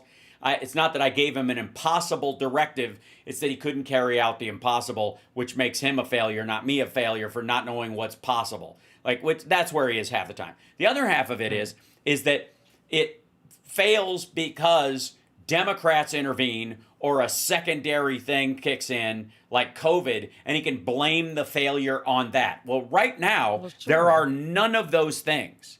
Democrats are very wisely, I believe, planting their flags in the ground, voting the way they're supposed to vote, holding up everything. And I showed this last week and the week before, holding up every appointment for as long as possible, dragging out every piece of his legislative agenda, every possible cabinet official, even ones they agree with, slowing the roll of this entire thing, because the faster this happens, the more damage it can do. And so they're just slowing everything to a crawl. They're doing everything they can in the minority to push back on this. And except, with the exception of Cory Booker's filibuster, which again was a generic thing. He wasn't filibustering something in particular. It was kind of a general, basically to just take away Strom Thurmond's record, which is reason enough for him to have done that. But in that process, he can't blame Democrats for why this shit doesn't work. It's not working on its merits. Democrats don't fucking run Wall Street. Democrats do not run, quote, big pharma. They don't run big tech. Like Zuckerberg and Elon Musk and are the two biggest players in social media. And both of them are multi-billionaires who prefer Republican tax policy every single fucking time. And they also, in the case of Zuckerberg, maybe even who knows what the fuck ketamine Schittler thinks right now, in all honesty, or if he even does at all. But Zuckerberg thinks, like a lot of the, I think Sam Altman's more right about it, but I think Zuckerberg's kind of drafting behind, hopefully, that cut our taxes. We're not going to have to pay for Social Security. AI and all this stuff's going to fix the gaps in it, and we're going to have a zero labor society within 10 years anyways, so we don't have to worry about anything past 10 years. So we can run the bill up, get rich right now, and there won't be a tab at the end of this. That's what he thinks. And so in his mind, he's not cutting aid from people in the future, or cutting off Social Security for the next generation. That won't be necessary. So he's bullshitted himself into thinking that no harm, no foul. That's where Zuckerberg is. I genuinely. He's also awful. But on top of that, he also doesn't, whereas, ketamine Schittler thinks that there's a lot of, he thinks like fucking Kissinger. He thinks there's a bunch of useless eaters out there, that the wrong people are having babies, and that you got to pay white people to start having babies again because they aren't having enough of them, which, by the way, they're having fucking plenty. And this, like, the exaggeration of population figures in Africa, the Middle East, and South America have panicked these motherfuckers in their racist little souls. And even in those areas, they're like, we got to stop helping these folks because they're having all these babies and we're paying for it, right? That's why they want to cut off USAID. That's it. Right. That's his goal. So, and Trump's problem is, and this is, sorry to go too roundabout on this, but the reason I don't think Trump is acting on behalf of Putin and that they're playing this kind of I don't like you anymore shuffle. I don't buy it. Because A, Trump can't act, and B, you can tell the difference between Trump when he's thinks he's being coy about something, because he'll start when he was shitting on Zelensky, he wasn't playing two sides against each other. He was directly shitting on Zelensky, and he would always give deferential language to Putin, and that's him playing. That's him playing deal maker in his head, kissing Putin's gaping anus and berating Zelensky is him being even keeled about this thing because he's so in the Right. pocket, right, for Putin. This is different. And it's directly related to, again, I don't think he has no shame because he doesn't have any empathy, so he doesn't give a fuck. But he can be embarrassed because his own self-image is important. And he promised he could handle this. And suddenly Putin's his buddy. He was supposed to fix this. You're supposed to help me fix this. I'm going to get a Nobel Prize. Gas prices are going to go down. We're going to get your gas back into the thing. Like, he thought that's how shit was going to go. He kind of, like, he was deluded, and more than likely by Putin. His dough-headed fuck was deluded by Putin into believing that that was what was going to happen. And it never was. It was always bullshit, right? It was always going to be, it was always a lie. And in this particular instance, hold on, I have to play. That was just bullshit, Joel. This is the situation he finds himself in, right? Right. He's lived with a carrot dangling just out of his reach since 1987. Just out of his reach. You're going to get this if you get to this milestone. Oh, you got there? No, you got to go there. You got to go there. What's also interesting in all of this, as he's being critical of Putin, two of the biggest Russian assets in the Senate are being critical of Trump and this big bullshit bill and saying both Ron Johnson and Rand Paul have spoken out against Trump and this ridiculous bill that's going to kill everybody is basically the. And when Rand Paul is making sense, you're just like, hey, wait a minute. But he said, it's time for everyone to stand up and shout that the emperor has no clothes. Yeah. Rand Paul said this. So it's obviously okay by Daddy Vlad for Rand Paul and Ron Johnson, who were both in Moscow on July 4th that year. I think it was 2018. But they have never made it a secret about their connection to Russia. Like, never. And now they're standing up in defiance of Trump. So if anything good can come out of that, it's they're going to vote against this giant, ridiculous bullshit bill. The big, beautiful bill is a big bullshit bill, which should be the trend. Right. Which means when it gets voted down in the Senate, it'll have to go back to the House for more cuts. And they're going to have to go back to the version probably that wasn't bad enough for Chip Roy and the other death merchants in the House, but it's going to keep going back and forth. So that's one good thing to come out of like all of this. Cause like you have people being critical of Trump that are also owned by Putin. Like there's some chess pieces being moved around here that maybe wouldn't have been moved during other circumstances or something. Like we're never going to know everything, right? We still haven't gotten the translation from that time they had the secret meeting in Helsinki. We still don't know. There's things we don't know. There's phone calls that we never got transcripts for and all kinds of meetings we don't know about and whatever. But when we're seeing vocal and public pushback against Trump from two of his biggest supporters in the Senate, that's something to take a pause and go, okay, well, then what is actually going on here? Because we all know he's owned by Putin. But if he's pushing back against Putin and these other two Russian assets are pushing back against him, what does that really mean? What does that mean for us? What does it mean for these votes? What does it mean for the MAGA Republicans in Congress? Who do they actually take orders from? Who are they actually beholden to? Here's the thing. Is there a point to which, and I would argue, I suppose there is, that whoever you were taking orders from before is not the same person? That, Trump is saying, like, I don't know why he's my friend, and he went crazy, and I don't like it. I don't, whatever that bullshit is. But literally, there are probably people that Putin was handling, like Ron Johnson, like Rand Paul, like that crowd, right? And they get that's where the money came from. But this war has been such an extraordinary failure. It's been incredibly poorly run. It's shown massive weakness.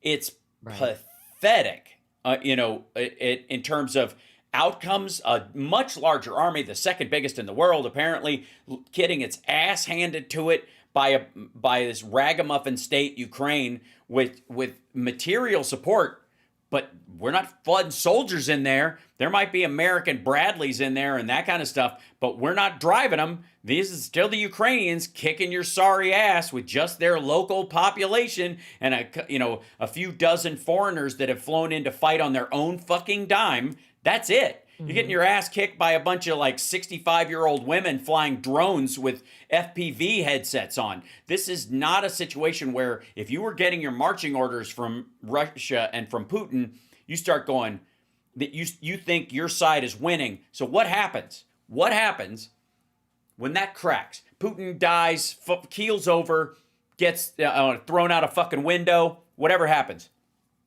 And like in 1991, the files get opened. There's a reconciliation in Russia. And they go, we got to broom this motherfucker. And here's what he was doing in your country and your country. And we want to be partners with Europe. We want to be like Ukraine was. We don't have to pay back all the shit that he did. We'll take the money that he had, that he stole from the country. We'll split it with you. He stole it from us. We'll repave our roads and do some shit with half of it. And then we'll get the rest to Ukraine and help rebuild this. And hopefully we can live in peace and harmony. Like best case scenario, that's how it works out. But there are files all over the KGB that unless there's a burn after reading or burn if Putin dies rule, the Ron Johnsons, the Rand Pauls, the Ron Pauls of the world are fucked if this stuff comes out. They know it. So at that point, then you're like, okay, who do I start siding with? You can start moving away from Russia because even if they come for you, they don't have the resources like they used to, and they got way bigger fish to fry. There are way worse people, on the kill list, or the jettison list, I guess, higher on the list than Ron Johnson, and they'll never get to him on the list, is the theory. Because he's a fucking Wisconsin senator. It's not the same as, if the VP turned on you and you have to pull some sort of, B grade, Dallas. So that's the issue. It's like, what happens when you were taking your orders from the winning side and they start to lose? That's what it looks like to me. Yeah, no, it's just and there's nothing that you can say to your average MAGA person to make them believe that what he's doing is wrong. Like, you're not supposed to be taking any orders from a Russian dictator if you're the American president, which is not a word I use for him. Like, they don't everything that he I remember those, like, that picture of those guys wearing the shirts that said I would rather be a Russian than a Democrat. Yeah. Like, again, like the cult mentality of like all of this is so bad. This is so bad for America. What do you think the chances are? What do you think the chances are that those T-shirts were cheaper than the other ones at the MAGA rally because they were subsidized? Well, they were made in China. We know that. Yeah, so. Right. That's true. So they were cheaper already. Like everything else that. But who knows? From a Russian supplier standpoint, I'm just saying you drop that kind of shit for free, basically. It's just, it's like handing out, it's like throwing T-shirts out at a concert, right? You're just somebody had one of those T-shirt guns and it landed on those two great big bubbas, and they were like, "Sure, it's a free shirt." And I already sweat through my other one, so sure, I'll put this one on. My other three, or like white people, Steve Bannon. the white people wearing the blacks for Trump shirts. Like, why are you wearing those? Who paid you to wear those? And like, every accusation is a confession. My favorite part of that whole thing is that the blacks for Trump guy thing, like the actual black dude thinks that black Americans aren't black. So that, the Gordian knot of ridiculousness that exists around the blacks for Trump thing is everybody's just like, he's racist, therefore that guy's stupid. It's way deeper than that. Both of them are cut from the same cloth. They're fucking lunatics. And it's rooted in like the deepest, weirdest anti-Semitism and racial supremacy idea, because again, the blacks for Trump dude is a racial supremacist in the same way that Trump is a racial supremacist. It's just that we don't know what color Trump is, so it's hard to tell. It's like he's a mango supremacist or something. But that guy, do yourself a favor. Don't go on a deep dive of the blacks for Trump website. No, don't. Don't. No, there's no point. It's the Don't. same fruitless pursuit as asking, why does Byron Donalds exist? Why does Tim Scott? Why are they beholden to Trump even at this late stage of the game where you know what he is? You know what his record is. You know he was a slumlord in Harlem in the 70s. You know that he does not care about Black people at all. You know this, and the only reason he's fine with getting photographed with any Black people is if they're famous and can be used as a photo opportunity. Right. Otherwise, Black women in particular, are his favorite scapegoats. Everything is Letitia James's fault or Fonnie Willis's fault, or, insert name, Maxine Waters. Any Black woman, Ayanna Pressley, Jasmine Crockett. He has recently started piling on Jasmine Crockett because she speaks the truth about him. Right. So, and of course, if you try to bring up anything about race when you're talking about Trump, people want to make it like you're the racist, when I'm not the one who wouldn't rent apartments to Black families in Harlem. Right. That's not me. I didn't do that. Yep. And they don't like, I always ask questions, because that's how I find out who I'm talking to and what the vibe is and where they're coming from. And as you know, if I can unlock the why of a person, I'm like, okay, well, you're just a racist and that's who you are. Just like now, and I'm following your example really with the asking questions thing, which is now, why did you vote for someone who was best friends with Jeffrey Epstein? Which is a valid question, because you know this is about him. Super easy. And super easy. And to this day, literally to this day, nothing triggers them more than asking that question, as they ask to have the whole Epstein files released, fully redacted. At the same time, they will cry and scream if you say, but Trump was best friends with Jeffrey Epstein. Right. And they bring up your favorite false story, which is the property dispute / hitting on the Mar-a-Lago young woman as a reason that they fell out when they never fell out. They were friends until Jeffrey Epstein died. They were friends while Trump was in the White House the first time. Trump flew around on the repainted Lolita Express for his 2024 campaign. These are all true things. They get so mad when you bring this up. They don't want to believe me because they don't want to believe that they were wrong. They want, and it's really interesting disconnect within the cult. Give us all of the Epstein files, because they think it's going to, I know, but they think it's going to say bad stuff about Bill Clinton, but what it's going to show is worse things about Trump. I agree with the rank and file. The rank and file believes that there is a secondary deep state of Democrats because they bought this like Roseanne Barr Pizzagate story that's tangential to Q for a long time. And you have to, as somebody who, somebody who believes allegedly what they believe about Donald Trump, you have to be completely fucking deluded about the realities of what Epstein was and who he was involved with and stuff.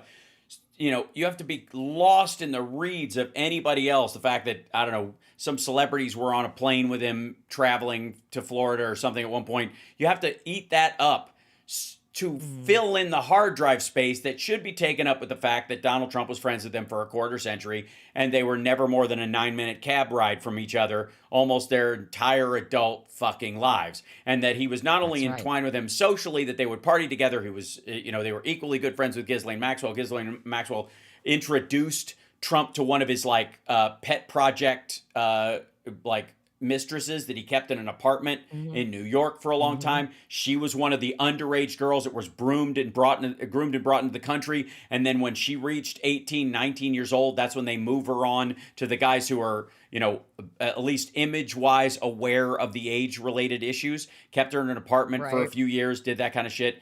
But for years and years, it's just decades, right?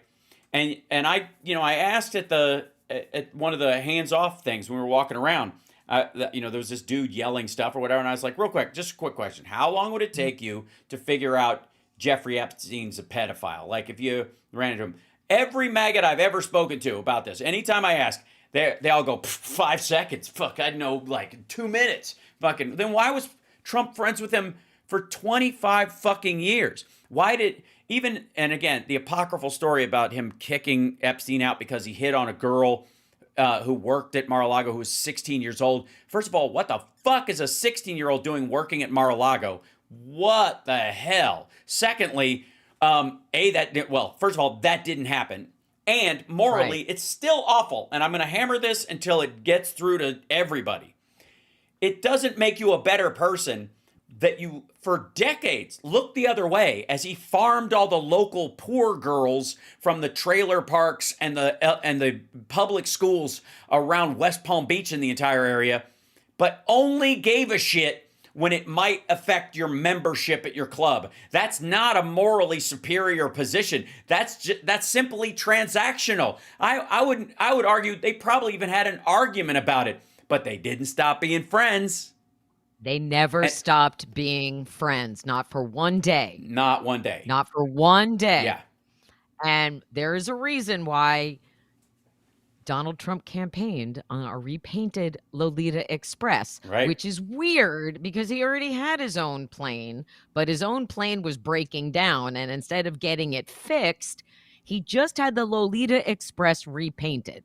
Mhm. And if you went through there with a black light, I'm sure Oof. you would find all kinds of gross DNA on the walls and the chairs and the everywhere, right? Mhm. So, but you tell this to the MAGA cult people, and they'll be like, "No, they don't want to Well, believe that," but they still I want agree, but the I think they redacted can't not. Epstein files. I So think they if can't. they I ever don't think they have got a those- choice, right? I don't think they have a choice. I think that's one of the things that I've been seeing lately on Peanut Butter Dickhead's podcast and a couple of these other folks. Certainly, Peanut Butter Dickhead. I'm sorry, you're gonna have to tell me who's Peanut Butter Patrick Dickhead. Bet David. I don't know if you know Okay. him, the I did not. valuetainment guy. Oh, please yeah, get bent. yeah. So he, Just all of them.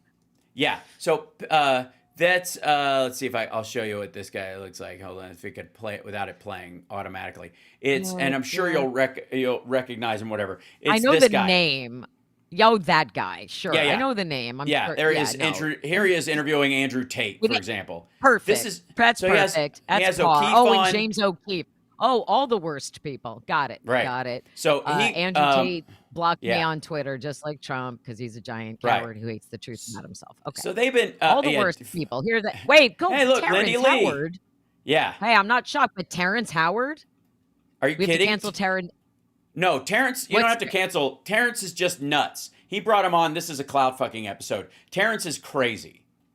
Do you know Oh, Terrence's that's too bad. Do you know Terrence's math shit where he believes that zero can't exist and therefore he's he recreated math from the ground up with his own equations? No. Oh God, no. This. Oh, Kennedy. Robert F. Oh, he is, Kennedy Jr. I just Yeah, enough. He You have because he was at all- all these things. all of the He's- delusionals. All Yeah, of the right. delusionals So anyways, go on this this. guy, Got it. this guy he's one of these guys who started out as kind of like a B grade Tony Robbins kind of thing. That's where the valuetainment thing Got came it. from. Got And then it. and then there was just right. there was no movement there because he's an insurance salesman, and so everybody was like, "Oh, you made your money doing that? Oh, fuck that! I don't want to do that for a living." And And he so got nobody wants to. clickbaity. Like, how'd you get in a what most like up and coming young dudes would consider a dead end job that's scrapping all the time for something you don't give a shit about? So that's why he avoided that, and then he moved into politics largely. And they, of course, are for Republicans because taxes. That's it. Sure. And he's in real estate just like Trump is, because he invests in real estate. So that's how they cross paths or whatever. Yeah, Terrence is fucking Looney Tunes. That's I wish I had the time to do a deep Nah. dive into the shocking stupidity of Terrence Howard's math concepts. wow. Holy I hell. mean, it's every being, single though, day. This world guys- gets stupider. Just Right. God. These guys, apparently Terrence was kind of always like this, but whatever. No one's it's hard ever to say. seen this So anyways, the point is with PBD and The Blaze and all these guys, there are guys on these shows that have hit a wall of realization about the Epstein thing. And you can see their brains just misfiring all over the place, trying not to put Trump and Epstein together. Just 2 and 2 equals 4. And it's so right in front of them, and they just can't look. It's beyond psychological scotoma. It is now like a full-on coping mechanism, and they will not Right. go anywhere near the idea. They can't. And you're watching them every day get worse and worse and worse at trying to not say what they know is true. And it's gorgeous. And the reason that works is because They can see the line. They're, as much as you and I know they're bullshitting themselves, they are now realizing that they're bullshitting themselves. And that's where this, like, where Trump goes, his presidency goes to die. That's where his career and his future goes to die, is on the Epstein line. And the very people that have been supporting him this whole time, because he hates, Mexicans as much as I do, or whatever their fixation is, right? They all, at least in what they've told their friends and family, is that there's a cabal of baby-eating Oprahs out there that drink baby brain milkshakes while walking around with a live child at an Eyes Wide Shut party. And we got to get to the bottom of this, because these children are being victimized. And as stupid as these fuckers are, their feelings about these things, their empathy about the plight of these imaginary children in their head is genuine. And the problem with that genuine empathy, which does exist because they're still human beings, is that you have to hide that empathy from the reality of Donald Trump every day. And that's fucking exhausting. And they are raging right now trying to keep at it. It's breaking their brains to compartmentalize this. Yes. Because they're not equipped to do so. And that's why my very first pinned post on my Instagram, at Tyra Dublin Rocks 1, the number 1, is me reading the excerpt of the Epstein files, which I recorded last year. It's almost a year that I recorded it, and have been sharing it all the time. It is from Katie Johnson's testimony. It was released last year when Ron DeSantis ordered a Florida judge to declassify and release this cache of the Epstein files that contains Katie Johnson's testimony and other testimony. And the excerpt, first I just shared the excerpt, and people were like, oh, that's fake. Well, okay, let me read it so you can hear how terrible it is. What he did, what Trump did to these 2 little girls in just this excerpt of testimony is so abhorrent, and no one covered it. It's like there was this weak attempt, like Joy Reid mentioned it one time, Ted Lieu mentioned it one time, and then nobody followed up on it, and I don't know why. It's either it was too uncomfortable or whatever. It was not easy for me to record it, about a 12-year-old and a 13-year-old girl being raped and brutalized by Donald Trump. And when he raped them bareback and threw cash at them because they were crying worried about getting pregnant, so he threw cash at them and said, get a fucking abortion. I could not, if you left me alone and asked me to make up the worst thing that you could think of for Donald Trump to do to children, I still wouldn't have been able to come up with that, because it's awful. Right. It's awful. I didn't make it up. Why okay? I think so. It happened. Yeah. Here's the thing. We'll land on allegedly, because we don't know. But here's what I will say: they freak out and get mad what at is me. not alleged. Right. What is not alleged is that those files that you are talking about are in the Epstein files. They are in and amongst all the things that Pam Bondi and Kash Patel have been bullshitting everybody that they're going to release, and they may go a long way, whether they are true or not, towards explaining why they are slow rolling the release of these documents on a bunch of fronts. Because if there's that in there, and again, true or not, there's also, we know, tons of other stuff. Never mind the fact that I would like to see Donald Trump's flight logs for the last 35 years, because I'm sure that will be illuminating, because as many may recall, I read an article written by, I think it was from a golf magazine, about the time Jeffrey Epstein kept Donald Trump waiting when Trump flew him to Florida on his plane, because they flew on each other's planes. That's the thing that they don't talk about a bunch. And Epstein showed up late. Trump was pacing and annoyed about it because he wanted to take off, probably because he had golf. And when they arrived, it was Epstein, Maxwell, and an underage girl, a girl of indeterminate age, and the reporter just doesn't know her name. First of all, can I call bullshit on that? That reporter either scrubbed that because once they realized who that was, they were culpable in a crime by not reporting it at the time, because they may have suspected human trafficking and they did fucking nothing about it. Out of either fear or cohabitation or their editor killed it because they didn't want retribution from Trump or Epstein at the time because they were so Right. powerful and rich and could, Mhm. destroy careers. The editor was like, "No, we don't. We can't risk Right. a lawsuit. So we're not going to mention Yeah. this young So child." I again like that story doesn't like that case is a civil case that was entered into. The plaintiffs in it were scared to come to court. That's why it went away. It didn't go away because a judge ruled against it. It's because they were too afraid they were getting death threats and all this kind of stuff. And that's why they didn't bring it That's right. further. And That's right. and that sits all of the details of it, the depositions, the case itself, the evidence they presented as reason for why there should be a civil trial in the first place. All that is in the Epstein files that the FBI has currently, that the New York office had, that the White House has had for a long time. And you can tell that there's a reason why, say, Democrats might not have released it, because it's hearsay and damaging, and it could be seen as, their attempt to just use stuff, the tragedy of another human being for political purposes. And as a Democrat, you kind of care about that shit. And plus, the victims were in danger, and there are other ways to get them, and we shouldn't have to endanger these girls to go after this scumbag. So we'll focus on the other stuff, whatever. That's reason enough. Trump doesn't have a reason other than self-preservation. And nobody around him and nobody that supports him can give anyone, me or you or anybody on the internet, a real excuse as to why it won't be released.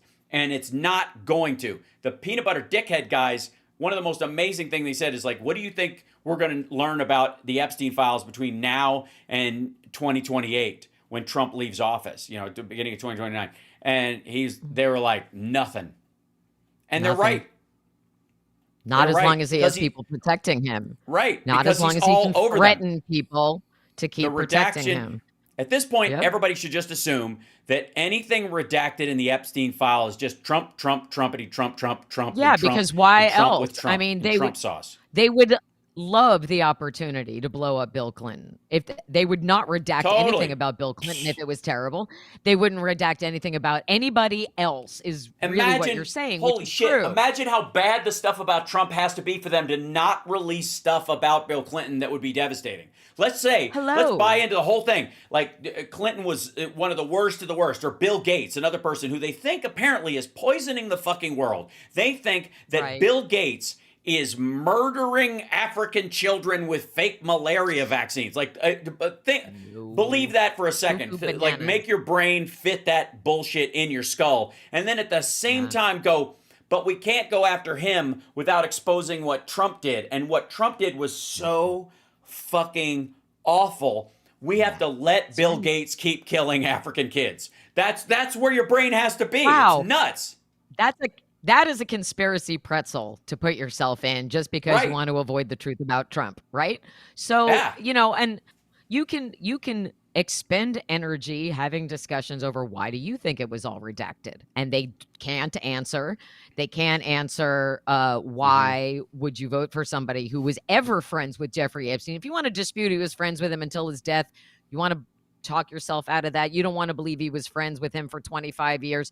The way I've been shutting them up lately is just Google 4 words: Trump campaign, Lolita Express. They never come back after that. They never come back after that because they find out he was flying on the Lolita Express last summer. What does that tell you about his relationship with Epstein's estate?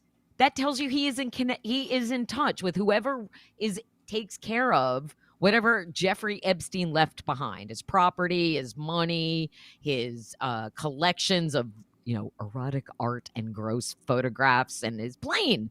His plane was not seized by the government. It was there sitting somewhere where Trump could use it. But because MAGA doesn't want to have to ask those questions because they are afraid of the answers, they're fine with all of the blacked out lines, and they're going to continue to ask conspiracy theory, QAnon-y, Bill Clinton adjacent. Like, they even brought up the fact that Trump was invited, and so was Epstein. They were invited to Chelsea Clinton's wedding in 2010. 2010. Do you think we've learned some things since 2010?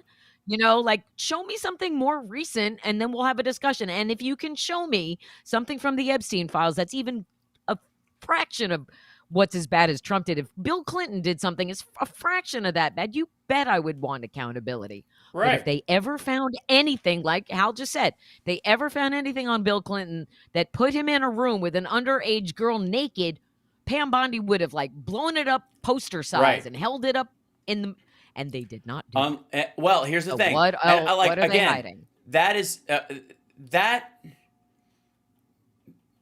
that speaks to a certain level of normalcy in their thought process. That if Trump didn't do anything and they found something about Bill Clinton, they would be parading it everywhere. But there are only two options why they're not parading shit about Bill Clinton everywhere in these terms. Is one, they have no evidence that he engaged in anything improper. They might have some hearsay testimony or some other stuff, but they don't have any actual evidence. And Trump was friends with the fucking guy for 25 years. Or they do have evidence that Bill Clinton was directly involved in this kind of stuff, and Trump was on the plane at the same time doing equal or worse. They were there together, doing the same shit together. And they We don't have flew evidence together of that at all. like at least once, I think. So, and again, this doesn't even count fucking Trump's plane. And that's why there are gaps even in the knowledge of their relationship that I think people are passing on. But the worst case scenario is not they're, protecting Trump by, and they don't have something on these other people. It's that whatever Trump did was so awful that even the stuff that Bill Gates is alleged to have done pales in comparison, and they will let it continue to protect Trump. That, in and of itself, is an amazing thought, because it is one of the only two possible paths and explanations for the shit we are talking about. There's only really two things. And by the way, none of it is Trump didn't do anything. Let's just watch that. That is not possible. That is if he not didn't, an option. like you said, they'd be all over the fucking place, right? If you're an innocent and transparent person and you're not guilty of anything, then you show up and you show proof, and like these are the same people who don't believe he raped E. Jean Carroll. He totally raped her. The judge said so. He kept defaming her. They keep going back to court. He keeps losing to her. He keeps owing her more money.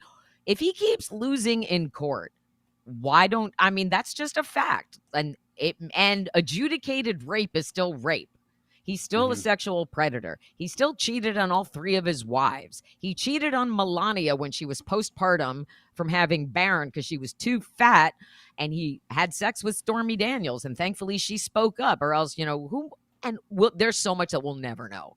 That will always be covered up by his loyalists.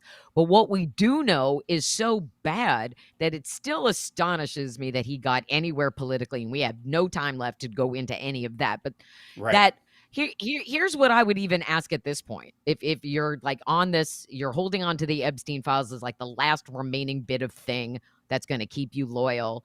You don't have to, like at this point, I don't care. You don't want to admit you were wrong about Trump, that whatever. You can admit you were lied to.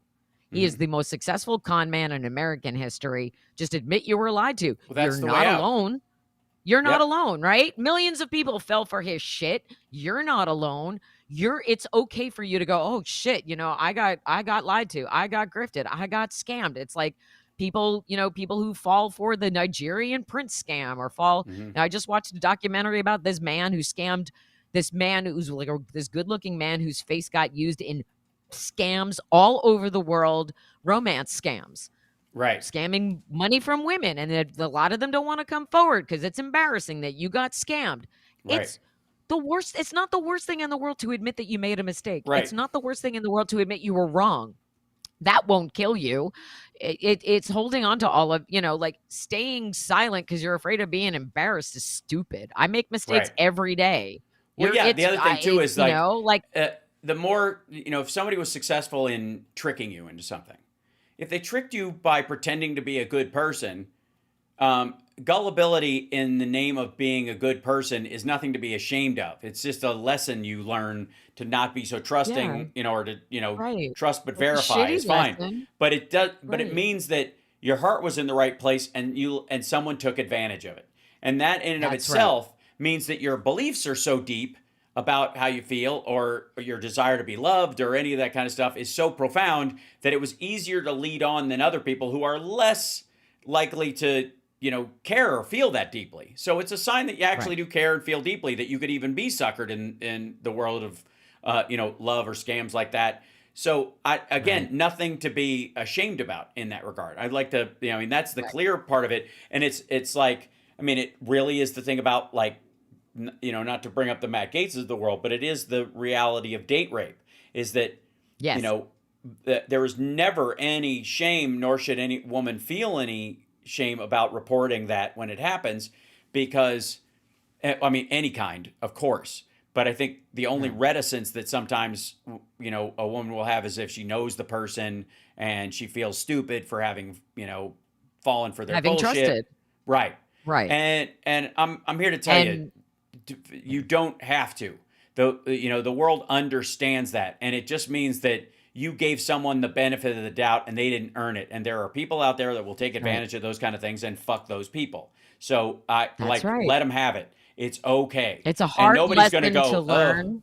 You've had sex out of wedlock, right? Like that's where all the shame around sexual assault that's in most societies in the world is largely attached to like virginity and purity standards, and the idea of having sex outside of wedlock carries this extra weight along with it, that like there's a root of promiscuity in it or sinfulness or something stupid like that. But whether you believe that or not in your own life, the society as a large, you can believe that they believe it, or you're ashamed that your family will believe it, or they'll have judgment about you in those areas. And a lot of it is tied to that kind of stuff. And that's got to go. Of course it does. There was a girl, there was this guy who had killed, I think, like we all watched way too much true crime, but there was this case of this guy who'd killed like 11 people, and he would catch these couples, he would sexually assault the woman, kill the man, and kill the woman afterwards, and all this kind of stuff, and just awful.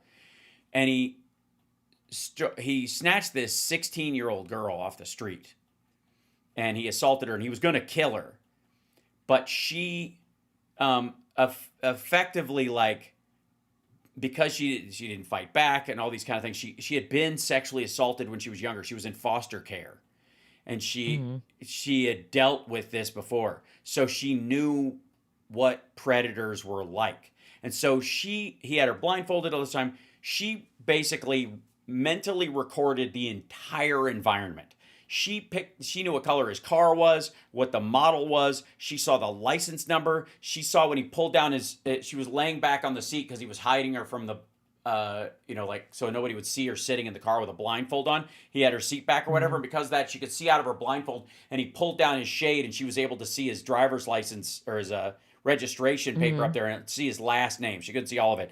Like, this girl was just ticking away. And when the police interviewed her, even though she was a victim of a horrible crime, the police had talked about how like she was the most steady witness they had ever seen. She just recounted this stuff.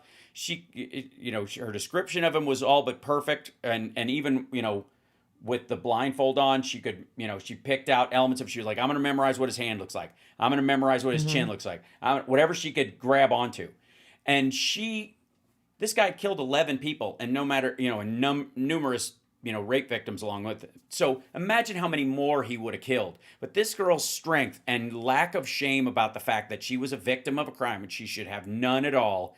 She didn't. She didn't have any shame at all. She was like, we got to stop this guy. This is terrible. And her strength and it's so fucking inspiring. Like that. When I was watching that, I was like, I got to be honest. I cried. I teared up listening to the story about how this girl told the story and helped the cops catch this guy, because he would have kept going. I mean, that's dozens of dead and myriad rape victims if she hadn't been so clear-eyed and so focused in that. And it was almost like the people around her who are used to dealing with victims in a lot of these situations, because that's all they do all day long. Mm-hmm. They were all just, I remember them talking about how they were just stunned, and like it was like an honor to be in her presence. Like they were all like, it was like a saint. It was like they were in the presence of someone that was like above normal human elevation. And this is a girl who had a rough life and had been in foster care or whatever. And they were like, I've never seen anybody care more about strangers and care less about what strangers think about her to protect people like that. It was just glorious. And I, anybody out there who's ever been through something terrible, whether it's sexual assault or armed robbery, or you've been conned or something like that, there's zero shame in it. Just go, yeah, they That's fucking right. got me. I was being a nice guy. I thought I was being helpful. Yeah. I thought he was really a Nigerian prince. Whatever the whole shit is, you're No, allowed. I mean, you're allowed, and it's you okay, right? Because it just It shows is, that you're a and- good person and you're giving deference to people that just didn't deserve it. It's not your fault. They Right. acted on your naivete or your wanting to be a good person ever. Yeah, And never yeah. shy away from your humanity. Yes. Because that's what they want to take from you ultimately is your humanity, right? Yeah. And they want to degrade you to the point where you don't fight back. And I mean, I don't have an extreme example like that, but back in 2018, I got taken by a real con artist who he flattered me and we ended up doing a political podcast together, and he kept telling everybody we were great friends, but he lied to me and told me he had an agent in New York. He was going to help me get a book deal. He lied and said he worked for Beto O'Rourke. He lied and said he had all of these connections that he didn't get. And every famous person we got on the podcast was because of me, including Nancy Pelosi. And then when he learned that he couldn't get any money from me because I was so broke, I mean, broke beyond, he thought that capitalizing on using my connectivity would bring us money, and it didn't. Right. And so then he dropped, and people had warned me, like, don't do a thing with him. He's a bad guy. But he played on I was, I felt, I was alone. I didn't have a partner. I felt sad. The Lindy Lee thing had happened. I was all like floating out here by myself, and he just like seized on the opportunity. And, I don't ever want to be that person who doesn't trust other people. And I want to be someone because that's who I am. I don't front. I don't pretend I'm someone that I'm not. I don't hide behind an internet persona. I don't know how to do it. I don't know how to hide my feelings when I'm having them. I can't. And I have always Right. been that way. And I am, and my mother will tell you this, I don't have a mean bone in my body. I don't wake up and say, whose life can I ruin today? Sure. I'm reactive. I get upset. I push back. I fight back. I protect my own. I've grown a very thick skin over the years. But when I'm wrong, I'll say it. If I make a mistake, if I'm wrong about someone, if something I've done, I've stumbled in something. I was wrong about Michael Avenatti. I was super wrong about him. If I get a tweet wrong, if I get something in a post wrong, if I get my information wrong, I'll delete it and I'll say I deleted this because I got this wrong, and actually this is what it is. You won't die if you say you were wrong about somebody. Right. It won't kill you. It won't end your livelihood if you say this happened to me. I think it'll extend the trust. Someone. I think it extends the trust of the people around you when you can admit those kind of hope things. And that's why so. nobody trusts Trump ultimately, and why all of his Right. relationships are transactional. I'm going to end on this because we're Right. way over time. I want to remind everybody to get Tara's book, The Sound of Settling. Please. The Sound of Settling. There it is. Because it doesn't say TaraDublinRocks.com. anything bad. It doesn't say anything bad about Joe Biden. So now that no one is buying Jake Tapper's lying crap book, and Amazon had to cut off their comments because it was terrible, please buy my book, The Sound of Settling, a rock and roll love story at TaraDublinRocks.com. So on brighter news, I'll leave everybody with this. I normally don't get into the social media back and forthies that happen in a bunch of these things, but Cenk's nephew got banned from Twitch for a day. I got kicked off for 90 days for a 4-year-old audio copyright strike.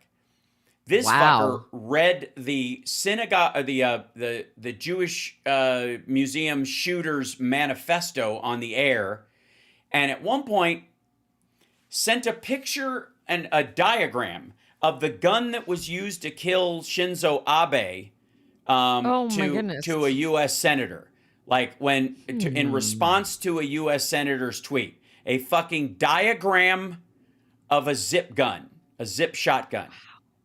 Wow. This motherfucker has, he interviewed this Houthi terrorist dude, this young guy, who laughed about the fact that he had danced with the Chinese men that they had taken hostage, that were still fucking hostage. And why do you take, and his defense of the Houthis is, how could you do that? There's a genocide on your doorstep. What would you do? Well, I'll tell you what I wouldn't do.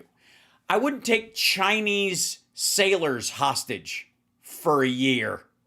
That's what I wouldn't do. I wouldn't take people That's not a good hostage idea. who have nothing to do with even my perceived enemy. Let's just start there. I wouldn't take hostages at all, which is a war crime.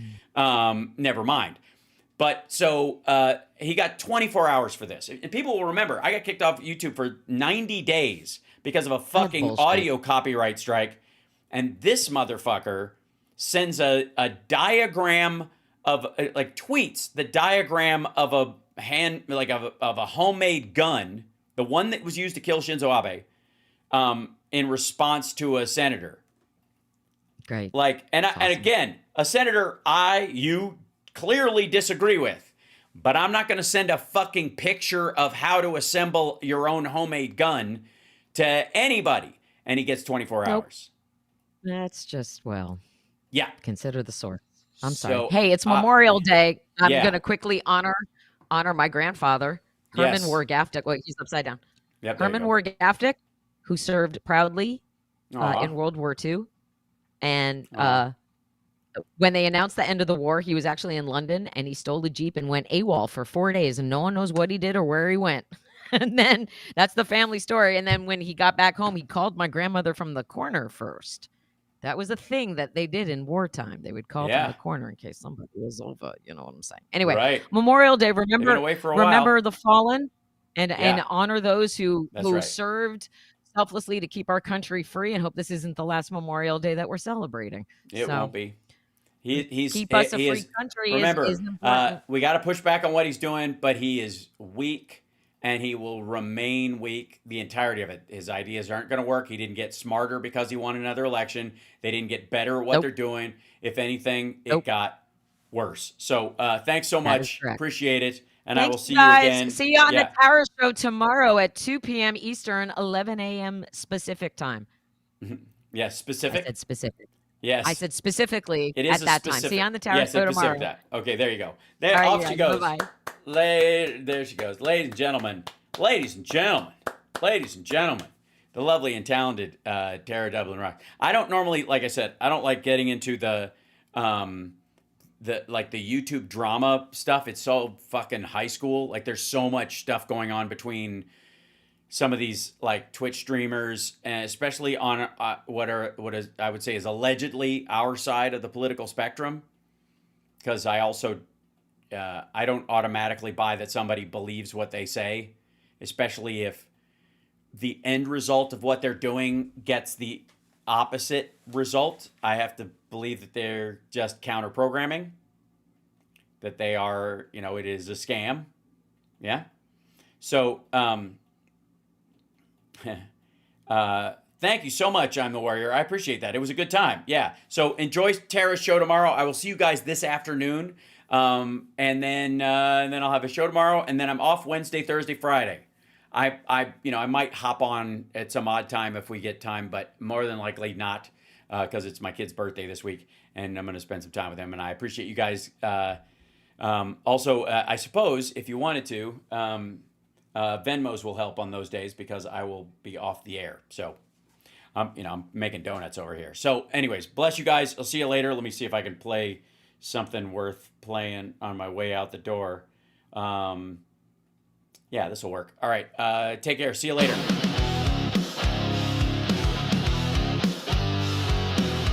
All right. Hit that like.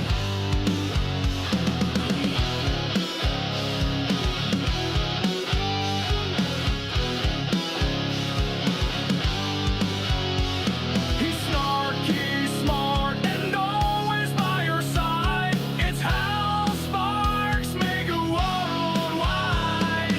News, laughs, and righteous sass. Kicks fake news right in the face.